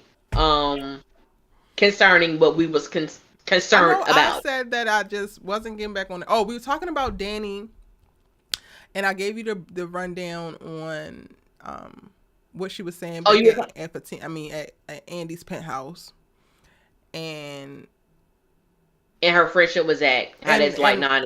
and that how that's non-existent. Um, yeah, we were really at a place of just talking about how we were not getting on this boat with Karen to go chase after Zach, or not even let chase after Zach, but just because I don't necessarily think that Tyler Perry is going to do it the exact same way this time. I think that if she is going to go down this road to being open to Zach and maybe still shunning Aaron, it will probably be a little bit more nuanced, and she's just going to leave herself open. She's not necessarily going to chase him like she was doing before. I think she would she would make opportunities for them to see each other and like attempt to, I don't know, this is my writer brain moving now, but like if I was tasked with doing this in the writer's room, I would, the same way that he came to her about child support and getting everything squared away, let's make sure our relationship is squared away. Let's make sure that we're going to be great co-parents. Like, let's get together and have coffee. Let's talk about my birthday plan. Like, those are all things that she could use. Not me, actually. Anyway, giving you the play-by-play. What you just said is going to be better than whatever Tyler has in store for us. Let's just put out Tyler, put whatever me you in, send it. coach. Put me in. It's gonna be better than that. I just feel like at this point. Oh, we were talking about Zach and Danny's relationship. Go ahead. What you were saying? And no, I'm just like at this point, I do not care about Karen and Zach as a couple, as her. I don't. It was so much like when I tell you it was hard for me because Karen is my favorite sister or whatever, and it was so hard for me like to watch her process, but I understood it was a process. There were times she pissed me off in that process, and I'm like, I can't go through this again. And baby girl pregnant, I can't go through this again. But I want to give I it's sad because I said I want to give Karen a lot of more credit, but it's kind of hard when I know who writing her. So I just hope that in this case, I pray it's not what it is. But the look on Karen's face when Zach grabbed her and she saw like the concern and the worry that he had for her, that was a look. So Really? baby, Ebony is a good, like her facial feet, like her expressions. I was like, oh my God. Really? But she was like, yeah, and I think like she touched his face. She was like, I'm okay, like I'm all right. And I was like, what is this? And I ain't gonna hold you. I ain't gonna hold you. DeVal and Ebony have amazing chemistry. So what y'all not gonna do is keep lying on them. That's what y'all not gonna do, because it was floated around Rihanna's internet for quite a while about how they don't have no chemistry. Lies and fallacies. Lies. Okay, DeVal and Ebony work so beautifully together as thespians. Yes. Child, what y'all talking about? They have what amazing. You really talking about? And that does not necessarily take away from Crystal and DeVal's chemistry. Two things can be true, y'all. Things can be true. Two things, but I will say this though. I'm gonna give Karen and Zach a little plus because their chemistry is fire without sex. I'm gonna sprinkle that on there. Not their chemistry is fire. Y'all, Allie said sprinkle. Don't be getting us in trouble because you know they coming for the sprinkle lady over there on TikTok. But Allie said sprinkle. They don't need sex. Sprinkle it's the banter. Sprinkle it's the looks. Sprinkle it's the embrace. Baby, I don't want that for her, but I just had to tell the truth. But I don't want that for my dog. But you know what I'm saying? That's the truth of the matter. But yeah. I love it here. Yeah. I love it here. Didi Taylor said I don't agree. Which part you don't agree with? Yeah. Let me know. Steve. Tell the truth, shame the devil. What part don't you agree with, babes? I really would like to know. Y'all, we want to open it up to if you want to. And this is a safe place. Like this is a safe place for everybody. So if you don't agree, that's fine. You know, you can say as long as we be respectful. Like you can say why you don't agree. If you want to come on and actually speak your piece versus typing your piece, then jump into the Discord. The channel is actually it's called Our Sistas Keeper. That's where we are live streaming from within my service Discord. So yeah, you can come over and just drop a request and we will bring you up. If you want to share your thoughts, if you don't agree, tell us what we missing, babes. Fill us in, clue us in. This is a dialogue. I love it. Y'all drop a sprinkle. I don't even follow that lady, but the way that she has all of the like male identified women on TikTok in a tizzy. Oh, for real? Girl, she's not even on TikTok. Somebody else be taking her clips and posting them there. And then they be making other TikToks to discuss her and how she's so wrong. And I'm just like, I don't follow this lady worth a damn, but y'all are mad at her, okay? That's a good question, Erica Ingram. Where is Robin? Ooh. Where is Robin? Do you know? Because I don't. I never thought I'd say this, but I miss him. Really? I miss seeing Robin. Like, I wasn't here for Robin when he first came on the show, but something about his vibe now, I'm like, oh my God. Bring him out, bring him out. Like, I need to see him. I'm going to call a thing with you right now, friend. Oh, look, what? It was not what he did on this damn show. It was what he did on that damn movie. Baby. And he was the What was villain. his name? What was his name on there? I don't Some remember. country.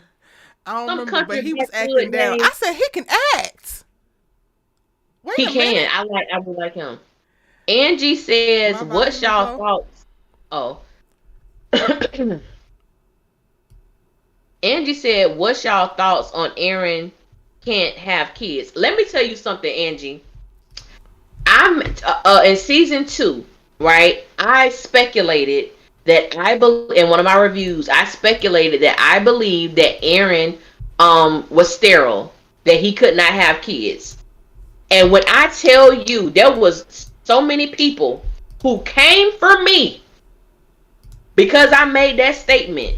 I'm talking about one girl took it so personally. She unfollowed me. She sent me like 12 messages on Instagram telling me how much I was wrong. And I said, wait, sis. I'm not saying it's fact. I'm just saying this is what I believe. Aaron was with his wife for 15 years. Never had a baby. She had kids before him. And that don't mean that the baby not his by Karen, but I said it would be so. It needs to add. We need to add some spice to Aaron. I said it would be so incredibly sad because he does want to be a father and he does want children. But Aaron is such a magnificent guy that the kids don't have to be biologically his. I personally don't believe that Aaron can have kids. I stand on that. And I could be wrong, and we'll see what happens. But that is my truth. I don't believe that he can have kids. Yeah, you've said that I really before. don't. I don't agree with that. And people have been telling me that for quite a while. And I'm like, where the hell did y'all get that from? But I understand how you got it. It makes sense. It makes sense. Yeah. I don't think it's his. And even if he can have children, I don't personally believe that the child is his. That's just me. Because I don't think the child is his either, honestly. I'm gonna be real, and some people may not like this, but I don't think that on Sistas or hell in general. I don't think that Zach and Fatima have a strong enough storyline, so they have to use Karen. I think Karen is gonna always be stuck with Zach in some way. So if we want to keep it a buck. Let's keep it a buck. Zach and Fatima, to me, cannot exist in the sister realm without Karen Mott being somewhere in that damn stew. Unfortunate, but I think that's the truth. Am I still low, y'all? Let me know if y'all can't hear me. I'll be sitting back from the mic, so then I gotta get my shit together. You can hear me, right, Allie? Yeah, I can hear you. Yeah, they Chi-Town Girl 33, that's Jackie. She do reviews on Sistas too, baby. Jackie calls it out, you hear me? But yeah, they be mad at her too. I don't think the baby is Aaron's. I do think the baby is Zach's. I agree that so much of Zach and Fatima's storylines have been hinged upon Karen. I don't know if Vaughn said this, so Vaughn, if you in here, please correct me, boo, if I'm wrong. But I feel like it was Vaughn, but I know it was another subscriber that made the point of saying, or maybe it was Christina, I'm not sure, that basically Zach and Karen are in game. And this is a moment, but they will wind up being back together, which to me what makes sense and why so much of Zatima's relational or major relational drama, because Zach has all of the Deja, the Connie, all the other but the stuff that really hits home to Fatima comes by way of Karen, and maybe his mama will be second after that now. And that might be why, because Tyler has in his mind, maybe he has a thought of like Zatima runs for 5 seasons and Sistas ends on season 10 or 12, and that's what the end looks like. That thought, I really thought of this before Zatima was a thing.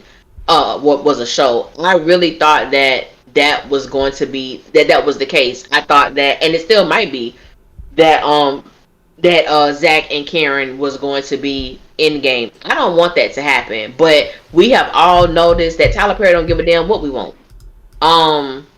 I really hope that's not the case, because I feel like I would feel really bad for Aaron, and I would feel really bad for Fatima, because I feel like, why drag these wonderful people through the mud if that's not what, like, I leave them alone then. Like, leave them alone. I hope that's not the case though, but I can definitely see that. Like, I would not be shocked if that's what happened. I mean, it's real life. I think that's why it happens, because this is what happens in real life. It does. But I don't know if I want it either. Like, I want it with conditions. Like, that's me. I'm your girl to give you a condition or something, right? Like, I have no problem with Zach and Karen getting back together when Zach actually becomes the man he's destined to be. Full stop. Like, yeah. I only want Zach coming back to Karen, emotionally intelligent, a critical thinker, and communicating his ass off. Just light years ahead of where he is now, so that it would have been worth it. All of this shit that's happening would have been worth it. And it's not that I don't want that for Fatima, because I do feel like she deserves that. Unfortunately, she has decided to stay in relationship with him at a time that he needs to be building that. So subsequently, she becomes a part of that building process, where ultimately looks like she's the literal stone that the damn sword is being sharpened on. I could see Zarin. I could see it. You know what I can also see too, and people, I know this sound, I don't even want to say it, but I'm gonna say it. The things that Fatima says she wants in a man, Aaron reflects that. So how crazy would it be? And this is Tyler messy ass. If he put Karen and Zach back together, and then have Aaron and Fatima. I don't know if I could get with that. I can't get with none of the things I said. But I can get with Zach and Karen. I would not be able to make peace with that. And honestly, like, when you first said it, the first thing that came to mind for me was Karen and Fatima want the same things. They want the same thing. But we have no empathy for Karen. Anyway, no, like, bring Paul back, or make Ian not die before she gets Aaron. I don't want, because honestly, I feel like while Fatima deserves an Aaron, I feel like that would make his character a little bit impeachable, and he's been this non-impeachable character this, for the most part, aside from the drinking. He's been like this guy that's kind of been above reproach, and him going for Fatima would make me look at him differently. It would. But these are just something I'm throwing out there. So yeah. Didi said, I don't see Aaron and Fatima. Where did you get that, Alex? Just saying, Didi. I'm not saying it's gonna happen. Yeah, she's not saying it's gonna happen. I'm not saying it's gonna happen, but what I'm saying is, this is Tyler Perry. So one thing I've noticed with Tyler is that you have to expect the damn expected. Mm-hmm. You don't know what he gonna do, who he gonna link people with. I just feel like, but like I said, even the whole Zach and Karen thing, I'm just saying that is something that I can definitely see happening. I don't want it to happen. I can see it happen. Now, I believe that if the Aaron that we saw in season 2, if that one got with, I don't even want to talk about him and Fatima, because it's low key, it's pissing me off. Keep Fatima and Zach together, and get my baby Aaron back with Karen, so we can move on and be happy with our lives. Please. Don't do that to us. And I got now, I've never watched the Have and the Have Nots, but if he shot up all them damn characters over there on that show, what the hell you think he'll do with Sisters? That's just my thought. We don't know what this man gonna do to us. I'm okay, a little nervous. Well, also it's out of his hand in season 7. I'm like, Well, honestly, season 7 with was like every this, like episode, with every episode of season 6, I'm just like biding my time. I cannot wait till we in the promised land of new writers where they actually have time to like focus and plot out certain things, remember specific points, and like follow through with certain things that are laid out, because Lord knows I am weary. Okay? Weary. Zach and Karen is like Calvin and Miranda, oil and vinegar. I don't watch House of Pain anymore, but apparently they're about to get back together, so well, I don't know. I don't watch it. Like, I only catch the like hearsay of like cousins talking about it, and apparently they be having this little back and on again, off again. Karen will never love Aaron like that. Says who? Never love Aaron like that. Like I used to watch If Loving You Is Wrong, and Gary is literally like Gary. Wait, Randall walked so that Gary could run. I've never watched any of Tyler Perry stuff. If Loving You Is Wrong used to be my until he lost his damn mind. Like when Trevante Rhodes was on there. Like Trevante was giving. The dark skinned dude. Yes, he was on there. Ooh. Until he booked Moonlight, and then it was a wrap. It was a wrap. They got him up out of there, and then all of a sudden the woman that he was tied to lost her damn mind. Well, actually, the man that she was dating... anyway. It's actually not that bad of a watch. It's very soapy. It's not that bad of a watch. The guy named Randall reminds me a lot of Gary. And then there's also Eddie, who was Eddie is horrible. I don't even have a comparable person to Eddie. Oh, you saying she won't love Aaron like she loves Zach? I don't know if that's the case. Like, y'all, we've only been in this universe for 6 weeks. But Aaron came to the table, like, giving her everything that she wants. So while there's a refractory period, right, of like, oh my God, this again, something is wrong. Then you get used to it, and then you accept it, then you lean in, then love. Like, I feel like if Karen and Aaron were together for 3 years, oh, baby, she would have multiple kids by now. If he's able to give her kids. And they'd be married. Yeah. But I think that in the context that I view that Karen won't love Aaron like she loved Zach. And I would, from my perspective, I believe that is to be true, but I believe that the love that she would give to Aaron will be a much more elevated love that she was able to give Zach. I think that as a woman, when you love somebody, when you're in love with someone that's taking you on all these different turns and valleys and stuff like that, when you get with someone that you can grow with and someone that truly sees you and help build and mold. And I think with a lot of women, we do the building and we do the molding. A lot of times we don't get that reciprocated with the man that we choose to be with. And I believe that when you're with a man, that a different caliber of man brings out a different caliber of woman.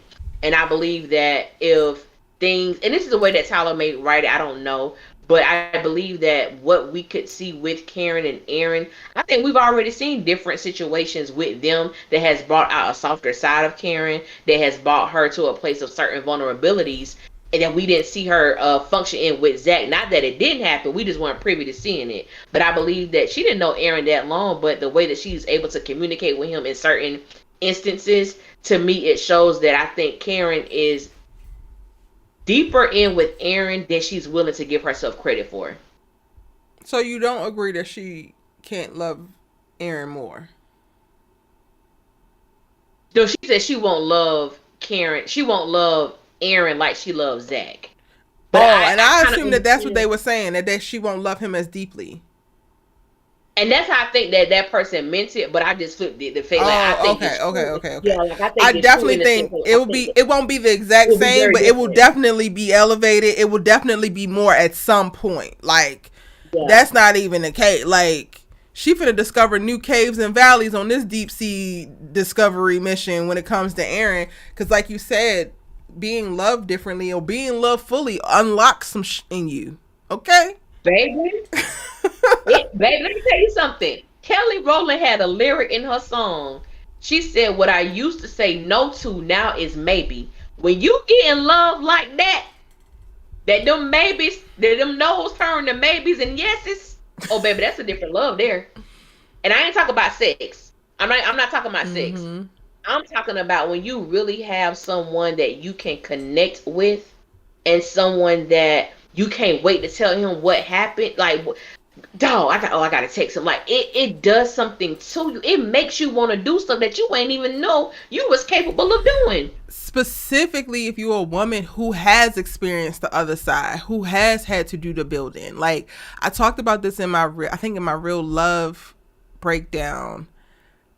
I have a thing, I don't know if y'all want to call it a kink or what, but I have a thing for black women getting in partnership with black men, and those black men sowing seeds of progress, of evolution, of growth in them. Like, that will get me every goddamn time, because like you said, we're typically the builders, we're typically the pushers, we're typically the this and the that, and we get some great penis maybe, and maybe a bill or two paid, or 50-50 if we lucky at this point, but we don't often get some of the psychological stimulation, some of the mental stimulation, emotional pushes that we need. And when I see that, I love it. So to be a woman who has experienced the other side, and then to be met with a who's like, that's not even, he don't even understand that world. Like, he literally is pulling you out of the world that you are used to and introduce you to a whole new, like, bruh. New fantastic point of view. Because when you're way up here, it's crystal clear that I'm in a whole new world with you. And just there, free, happy, like, baby. Yes. And I want that for all women, like for all black women to experience that love. Because I feel like sometimes it's the demographic who never gets an opportunity to really be loved and cherished the way that we desire to be. And I feel like those men are out there, because I know men who they're searching and they're looking, and they be like, sis, I can't, it ain't no good women out here. I'm like, it is. Sometimes it's amazing women out here, and I think that sometimes compromise is a thing in a relationship, and I think it's definitely hard out here. Like I was saying, like being single now, when you've been linked to someone for a long time, and then you out here, and I ain't for the streets no more, baby. I'm inside. I'm inside all the way. So it's like, putting yourself out there, being vulnerable, being open, and trusting, like that's a lot for me. And we talked about this before, like, and I can't be with no dumb dude, because if you can't stimulate me mentally, we ain't going nowhere. Like we just, and I think it's for women, it's okay to make your intentions known and what you need, because a lot of times we just be out here trying to please these men. Even in the bedroom, you doing what you got to do to get him off. What about you? Hello? What about your want? What about your desires? It ain't all about him. Like, and I think we've been programmed to be, you please him, you do. No, it's a new day. What you want matters. What you need matters, and what you require matters. And you don't have to drop your level of requirement to meet some dude. Let him rise to the occasion. Nah. Period. No, we're not gonna be like Fatima asking our friends at the bar, "Are we stupid?" That would not be us. I love it. I love it.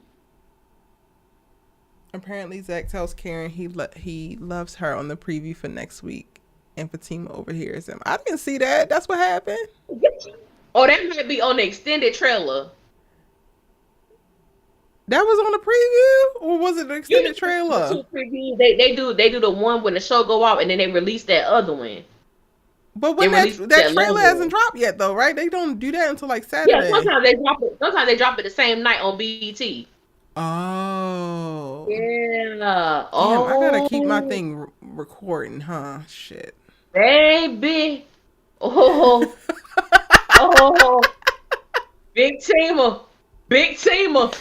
He told, "What you gonna do, sis? What we gonna do, sir?" Oh, you saw it on Oh, Twitter? no. Kimberly, can you DM it to me on Twitter? I'll play it right now for it. Well, do I got a thing that I can do that with? Can you DM it to me, please, love? Oh, that hurt. I feel bad. That's I'm that not hurt for laughing real. at Fatima. I'm laughing at the whole circumstances because my heart does go out to Fatima because she is a woman at a certain stage in her life and she really don't. I mean, no woman deserves to be dragged through the mud, but she really don't deserve this. She's already, I feel like, put in her time, even though we shouldn't have to. Erica is completely anti-struggle love. Oh, Anti-struggle love. over here too, completely. I the shit is comical to me because why? And I would love for like Fatima to make a stand. Like this ain't even on no I hate Zatima type stuff because I actually was looking forward to once they got into the thick of their relationship. I was like, all right, I'm looking forward to see where that goes because Fatima was bringing out a certain thing or a different thing. And Zach come to find out is really just a little bit more of the same, but he got a little bit of money. Like I feel like there's so much more story to be told of Fatima making a stand and being like, I could love this out of you, but I'm going to choose me because how often do we get to see that? I have to take what I said back. I don't feel bad for Fatima. I'm sorry. Because this is why I I say do, that. cause y'all, I was man, Here's I why tell I you, I don't. was dumb as fuck before. But this is the thing though. If she heard Zach tell Karen that he loves her, that is not new information. True. And I don't and really I can see how it could be twisted. I don't think that he probably was not saying it in a romantic way. But I'm like, this is not she knows this though. So does it make a difference of knowing than hearing him say it when you already know this information? Yo, I feel like the tea though is Fatima. I think that before this relationship, she thought she was more mature than she is. And that's no shade to her because she is at a certain level of maturity, but she's not at a place to like, well, and Zach don't help. He has yet to help. She's not at a place of like, I know that this man is for me. And honestly, like, I don't want to be in this circumstance, but I do aspire to be at a certain level of security in my next relationship that the damn earth could shake and the ground could open up and my man fall into his ex's house or something random and I don't fly off the handle and I'm just like, so what is it and what it ain't? Okay, this is what I believe it to be. Okay, cool. And I'm unmoved. I am completely unstirred, unshaken, and going on about my goddamn day because I found a loyal ass nigga and I believe him. But a lot of us never arrived there, and Fatima's ass thought she was there, but she not. I think that Fatima did what a lot of women do. You meet somebody, and because baby, it happened to me. I met this guy.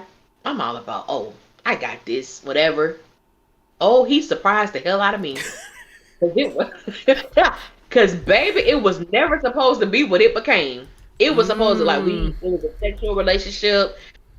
That's what it was. I let him know because he was a few years younger than me. Well, let me say 2 because I want nobody thinking I was out here robbing the cradle. 2 years, and I told him what it was, what it wasn't gonna be, what it ain't. So baby, you can be sure it's not what it's gonna be. Girl, next thing I know, I am like, what is happening? I care about him. I'm wanting to be around him. I'm doing stupid shit for him because of him.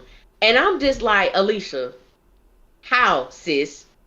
And he was such a good guy. He was such a good dude. But it was like, it wasn't supposed to be. And I thought I was cool, calm, and collected. I'm running this.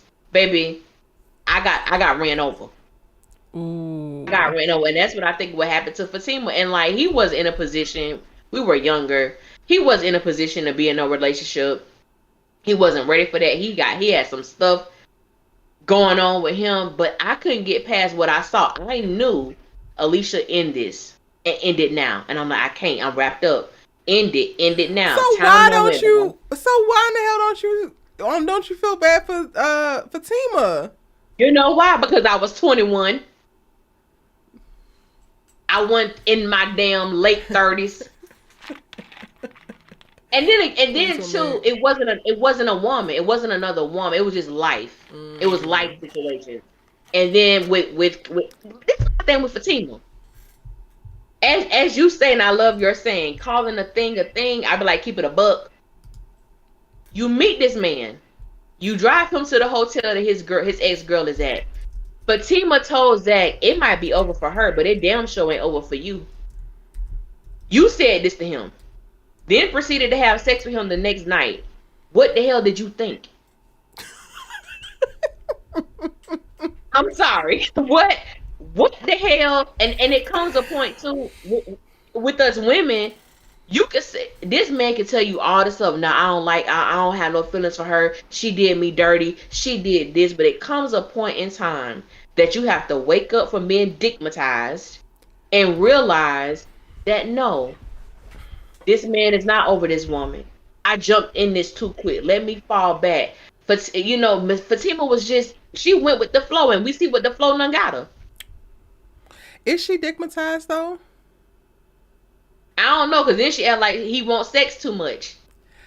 I partly feel like just from some of the little Easter eggs that have been left that there's a certain tinge or at least an inkling towards this that Fatima feels like this is it.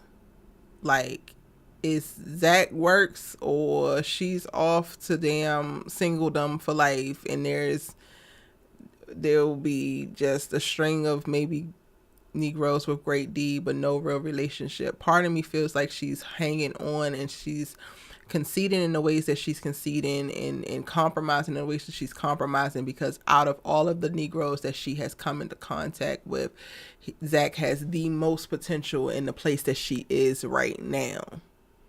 And that saddens me. That's scary. If I had to choose Zach or singledom would be my permanent place of residence. Really? Zach? I'm trying to think. Like, I never thought about it. So now I'm really trying to give it a little bit of space to breathe. And what about Paul? What about Paul? I'd rather see, like, well, Paul just appeared, so yeah, I don't think she's really considering him. And I'm trying to be real about it too, being realistic. First of all, I would not be with Zach. I would have left him a long time ago. But if I chose to stay in that situation, I couldn't. If I was a woman who believed that this was the last train leaving the station, would I get on it? Are you leaving on that midnight train to Georgia, Erica? It's putting me in. It's really messing me up. The question is messing me up because I don't believe that there are last trains anymore. I think that there was a time where I did believe that, and I wasn't too sure if I had lost my only whatever, but I believe that we have more than one soulmate, or we have the capability of having more than one soulmate. But in putting myself in the mindset of a woman who does believe that this is the last train, I might get on it. I ain't even gonna lie. I might get on it. DNC greatness, I agree with you. When you said there have been so many red flags and she keeps remaining in this BS, this is another level of denial and delusion with her. That's how I feel about Fatima. It is, but putting in, if we're given the context of you are a woman who don't have the senses that you currently have, Allie. You have the mindset that this could be it. And you actually thought that this wasn't coming, and it came. You thought that the last train had already left the station and you missed it, and you was cool with being popping and getting your rocks off every Friday night. But then this other train pulling and this looks a little promising. You mean to tell me that you immediately know that you're not getting on that train? From that perspective. I think that if I didn't have my mindset But I don't know because I'm very different when it comes. I ain't gonna say I'm very different, but it's kind of hard for me to say because when I meet men, like I automatically put them in a category, and like it's like being in a relationship, being committed with someone. I've only had like 3 relationships in my life because I can't fathom being committed to someone, putting forth effort with someone, and you already showing me signs that this is a bad move for me. So relationship wise, I don't. Now we just trying to have fun, or we just trying to date, or like that. Then okay, cool. But I just could not. Even being younger, like I said, I got caught up with somebody who I didn't see that coming. But at the same time, it was just like if he would have had all those issues, I couldn't. Like for me, for a long time, I thought I was gonna be the stepmama, because every dude I met had a damn child. Then I got Oh God. every dude I met, Erica, had a baby. Then I met this one dude. I'm talking about nice dark chocolate dude. And the first question Yes. I said, "Do you have a baby?" That was the first question. I said, "Do you have a baby?" He said, "No." I said, "Okay, good, all right, okay, cool." Because I ain't trying to be, stepmama. A week later, we talking on the phone. He was like, "Yeah, yeah, I got something to tell you." I said, "Okay, They always what's got up?" something to tell you. I always got something. You remember you asked me if I had a baby and I said no. I said, yeah, I I had think meant I to would. say yeah. Remember that? Well, the baby ain't born yet. She 8 months pregnant. Sir, We're done. can you Because I can, made a can you vow go to to hell real myself. quick? I'm not dating no man. This was a while ago. I said I'm not dating no man with a baby. Like I'm now. One thing about me, if I say no, my no is a no. I'm not budging. I'm not changing it. If I tell you don't call me, we're done. We're done. Like it would take an act of Congress. That's why I said when we watched Real Love and Strength of a Woman, I had to really come to terms with myself. Like I would literally spin the block for this one person. Like I really would. I never thought I would do that because I made a vow to myself. Like I don't go backwards for anybody. But this dude here, I would, and I would be happy spinning that. I would be so happy going backwards for that one. And he's the only one. He's the only one. But yeah, child. What are these people saying? They want to talk about Robin. What do y'all want to say? What we want to talk about? Okay, Angie, what you want to talk about, sis, with Rodman? Oh, if he owned the law firm, where did these so-called partners come from to allow Gary to take his company? The partners were always there. He bought a majority stake in the law firm. Right. So that means he owned most of it, which means at the end of the day, he has the biggest voting right. So the partners were always there. He just owned so much that their opinions didn't actually even matter. Now, how they explained the call was that they were trying to raise additional money, which means that every partner involved would have to raise a certain amount of money to throw in a pot to maintain their stake in the company as they diversified. Basically, I guess the company is actually had an IP or IPO and went public or whatever, so they're traded or whatever on the stock market. And what Gary did was try to get a client to basically outbid or provide the resources that they felt like Robin couldn't, to be able to swoop in and take over his majority stake. Now, it's not actually clear if they actually went through with it. We're just hearing Hayden and Gary at this point say that, oh, y'all, we got to watch him. He's a slickster. We have not heard anything from Robin at the start of the season or the end of last season to confirm that he actually did not come up with the money. Other than that, it's not really much to say. Andy has no rap for him because, once it's one time, even though Gary can almost kill me 62 times. Like, I really don't know what y'all want me to say about Robin. He is another character that has been underused and poorly actualized. Yes. You summed that right on up. Because I was going to ask, do they have a board? But they don't have a board at the law firm. I'm guessing. I don't know. Because I'm like, when you have a board, things are really different, when it comes to voting you They off and might. all. But because they're dealing with money now, like that, like with Robin, I felt like, and this is one thing that really bothers me about Tyler Perry. he brings these characters in and uses them for the movement of these whack ass storylines. And like you said, they are underutilized. Like truly, truly underutilized.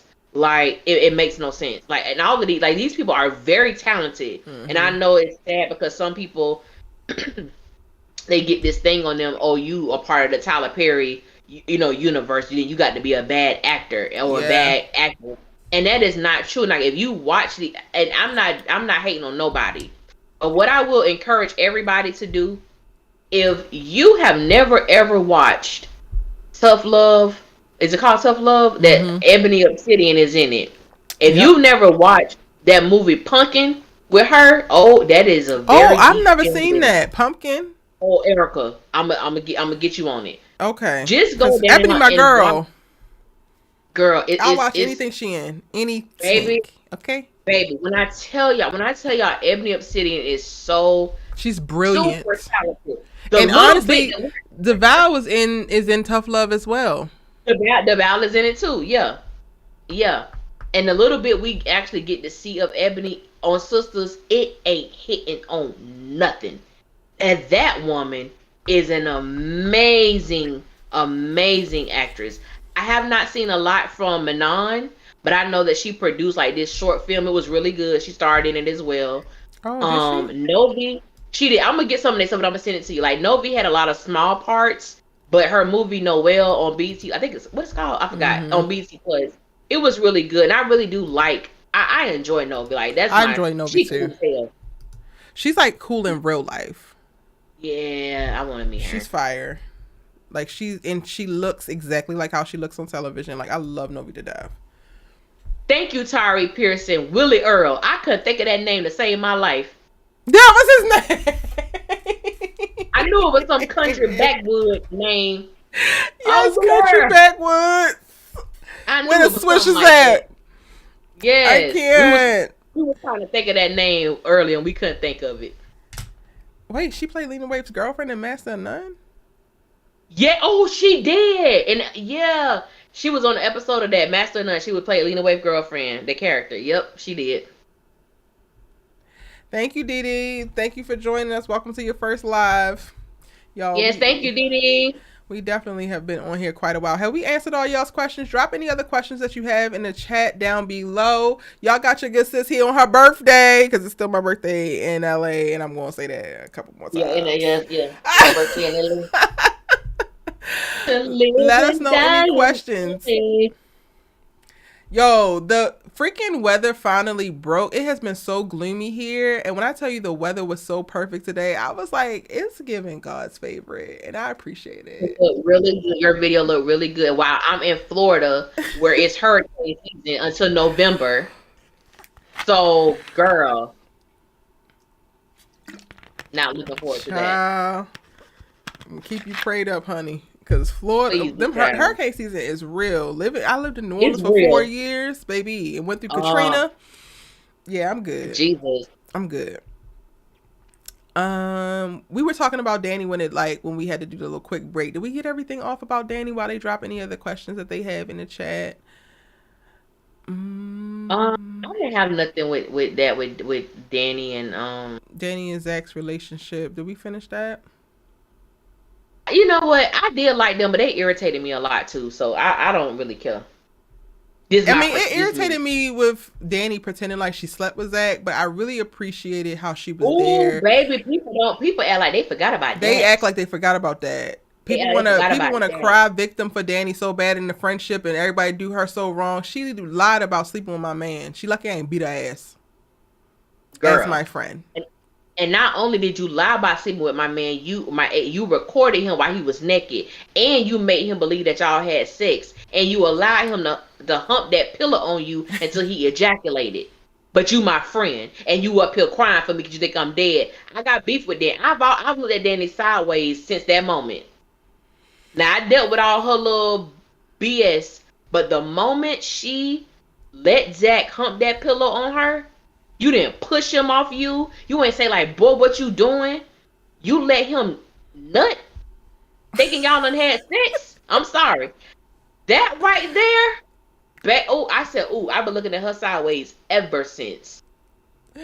Do y'all think? Thank y'all for the wishes. It's raining in Nashville, thunderstorms in Mississippi. Oh wow. Y'all be safe. Y'all be safe. Please be safe. Have those phones charged. Get your flashlights and stuff like that, cause it be real. Why do we think that Tyler keeps putting Andy and Gary together? We don't know, child. I have no goddamn idea. Don't even want to hurt my brain thinking about it. Do y'all think it would be realistic? We don't care. That part. Do y'all think it would be realistic for Karen to take Zach back if he ever doubles back one day down the line? I think he will. Yes. Very realistic. Yeah. I wish we can get more of the backstory in all these characters. I agree. We need more context. Me too. And we need more parents. Where the hell is Sabrina's people? Where the hell is Danny's people? We need more people. Where the hell is Andy's people? Where Andy mama? We know Danny from Detroit. Andy mama, from what I have speculated, she thinks too highly of her daughter. Because Andy got her believing a lie of who she is. Sabrina's mom, we haven't seen her, but we know that she financially takes care of her mother. Yeah. So I would definitely love to see like that dynamic. I just would love to I really love to see their parents. I really would love to see their parents. Where are they? Please. They need y'all. They need y'all. They do. If Fatima should break up with Zach, do you think that he will let her go easily? No. Zach has codependency issues. Well, let her go easily if Karen is available. But it go back to the codependency thing. Because if he can hop back in that bed, I think he would let Fatima go in a quick flash in a hurry if Karen bed is available. That's me. I do not disagree.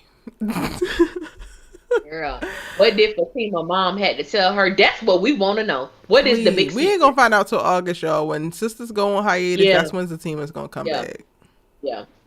And we'll find out what happened with that. I'm so irritated, but that's what's really going to happen.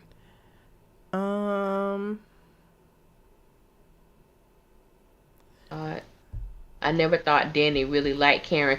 A lot of people say that they thought Danny didn't really like Karen, or there was an issue. They started off rough. Like Karen was not taking no shit, and she was definitely not being taken advantage of monetarily, like Sabrina allowed herself to be. So I felt like Karen created a very firm boundary, and Danny didn't necessarily like that. I don't know if that means she hated her, but I could see how people could see that.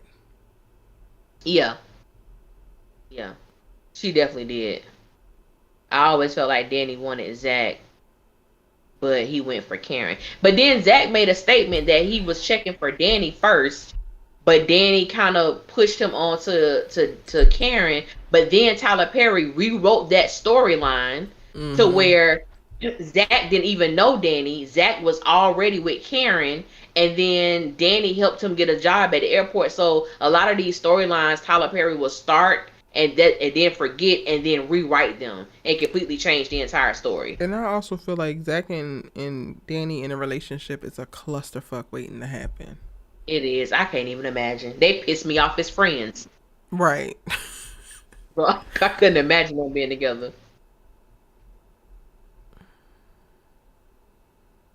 Might tell her that her dad is dead.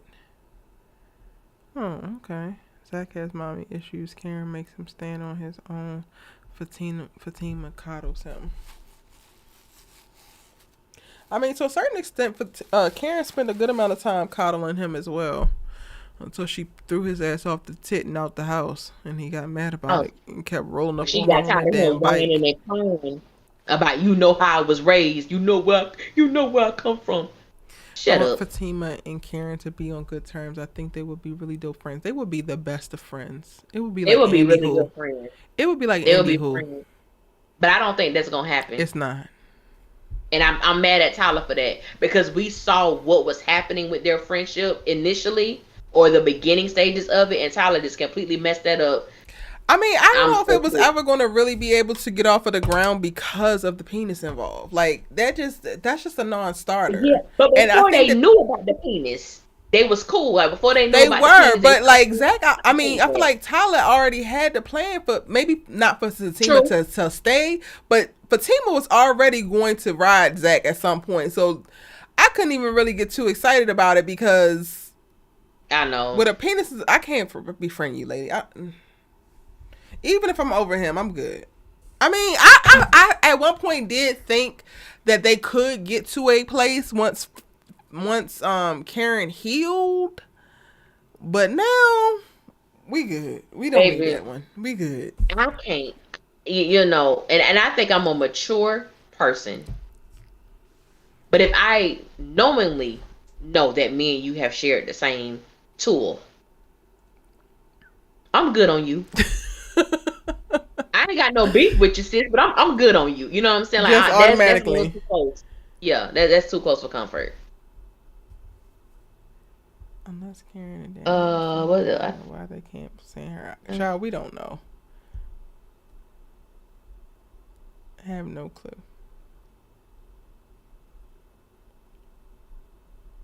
Y'all, we done gave you 2 hours and 37 minutes on my birthday. On Thank the you birthday. for rocking with me. We came in late. We stayed later. Hello. Y'all been getting hella lives out of us. We touched on everything. I think we was very thorough tonight. I think we were very thorough. I think we touched on everybody. Response and now I ain't gonna lie. I forget what she said, but Pam had me rolling when that dude walked up there. What she said, I know your ass was gonna be good for something. Pam gotta be fucking for real. She was so excited to be cleared of the damn charges and get back to being unserious. Like, girl. Oh, we didn't. Her conversation with Aaron when he called to apologize. I said, Pam, you doing too much. She was doing way too much. Pam, you doing too much. Way too much. She really was, and she's going to accept a damn apology. But she's also good night, Angie. Yeah, good night, boo. I've been in a situation with my ex-wife tried to be cool with me. Too funny. Ooh, wow.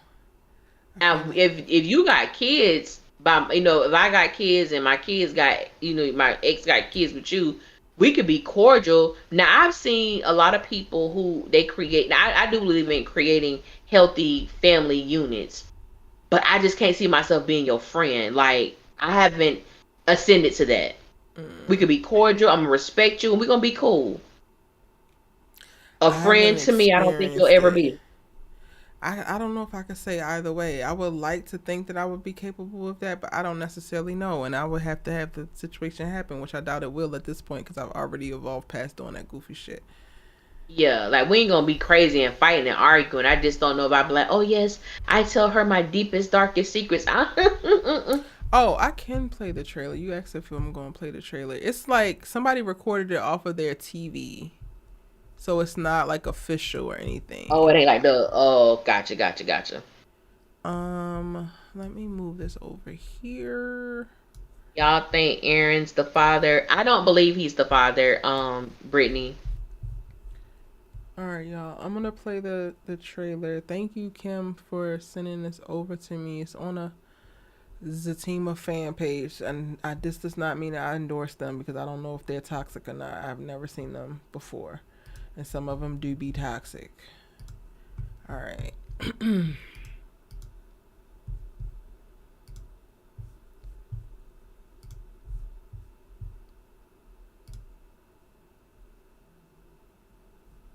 So are you going to tell us?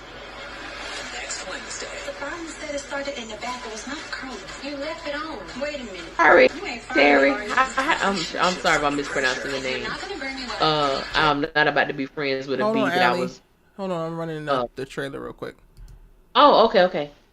I know who the father is. So are you going to tell us? Next Wednesday. The problem is that it started in the back. It was not curly. You left it on. Wait a minute.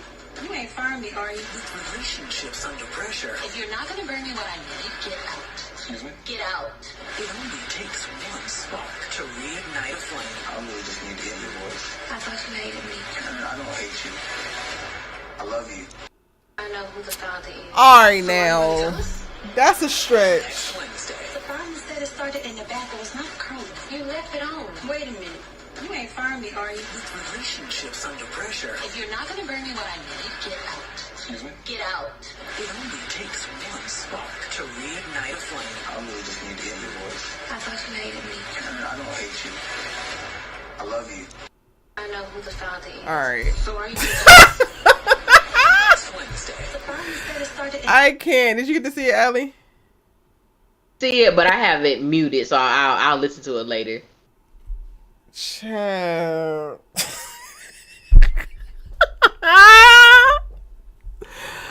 I'm gonna send this to you. It's literally somebody like held their phone up to the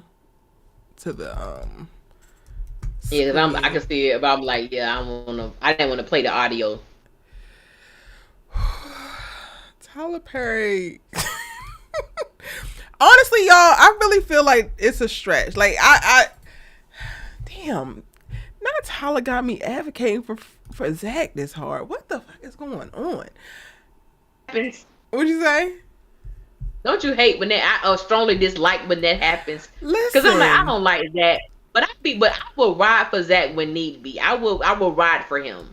I mean, I told you, I actually do like Zach. I come hard for him, but I come hard for him because I dated one, and I do actually like him, probably by way of like my ex and like understanding that. But so I don't necessarily dislike him like you do, but I don't want to take my foot off the gas when it comes to holding his feet to the fire because it's going to make him better. And I'm a real friend, so that's how that works. But also, I didn't see nothing wrong with it. Y'all gonna have to wait for the official to come out and me to do the preview in the trailer breakdown for me to give you the real TTTTT on why. But I didn't see nothing wrong with what he said. Just spoiler alert. Love Sour Grape said, nah, he said, I love you with his chest, baby. Did he? I don't know. I didn't hear it yet, but I'm just saying, I was reading the comments. No, I'm asking them, like, did he really? I DM'd it to you, too, so you have it. Hey, Wente Talk, girl. Oh, she in here? Hey, boo. Thank you. Yes, you just finished watching. Well, he's always said that he loved her. That's no big deal to me. He loves her, but he's not in love with her. Oh, Keisha, you must be late, babe, because we already talked about that. He could actually be in love with her. Go back and watch the replay. But we actually had a really good discourse about that. Yeah, and I do agree with you, Keisha. I don't think that it's a big, for me, I don't think it's a big deal for him to say that because he's always said that he does. And Fatima knows that he does. And that was one of the questions we talked about a little earlier in the conversation. Well, does it really matter that Fatima is hearing him say it to Karen as opposed to him telling Fatima that? So I think that's an interesting, conversation. Erica, take your foot off his snack. Listen, y'all had that this whole episode. I have not come for Zach this entire. I'm giving him nothing but grace this episode. Like, was that? I don't know what else you want from me. I gave that man all the passes. I saw nothing wrong. I gave him no notes from tonight. Now, I did say that unfortunately his past transgressions have made it so that tonight is a little bit tricky for him when he actually needs his partner to show up fully and be selfless. She is being selfish, but she also has been neglected in their relationship. So, there's that. But again, I don't have no notes for what he did in this episode specifically. He put a little extra behind that love. It's not giving romantic. What happened? Which one you read? Love Sour Grape says, and laugh out loud, he put a little extra behind that love. I don't know.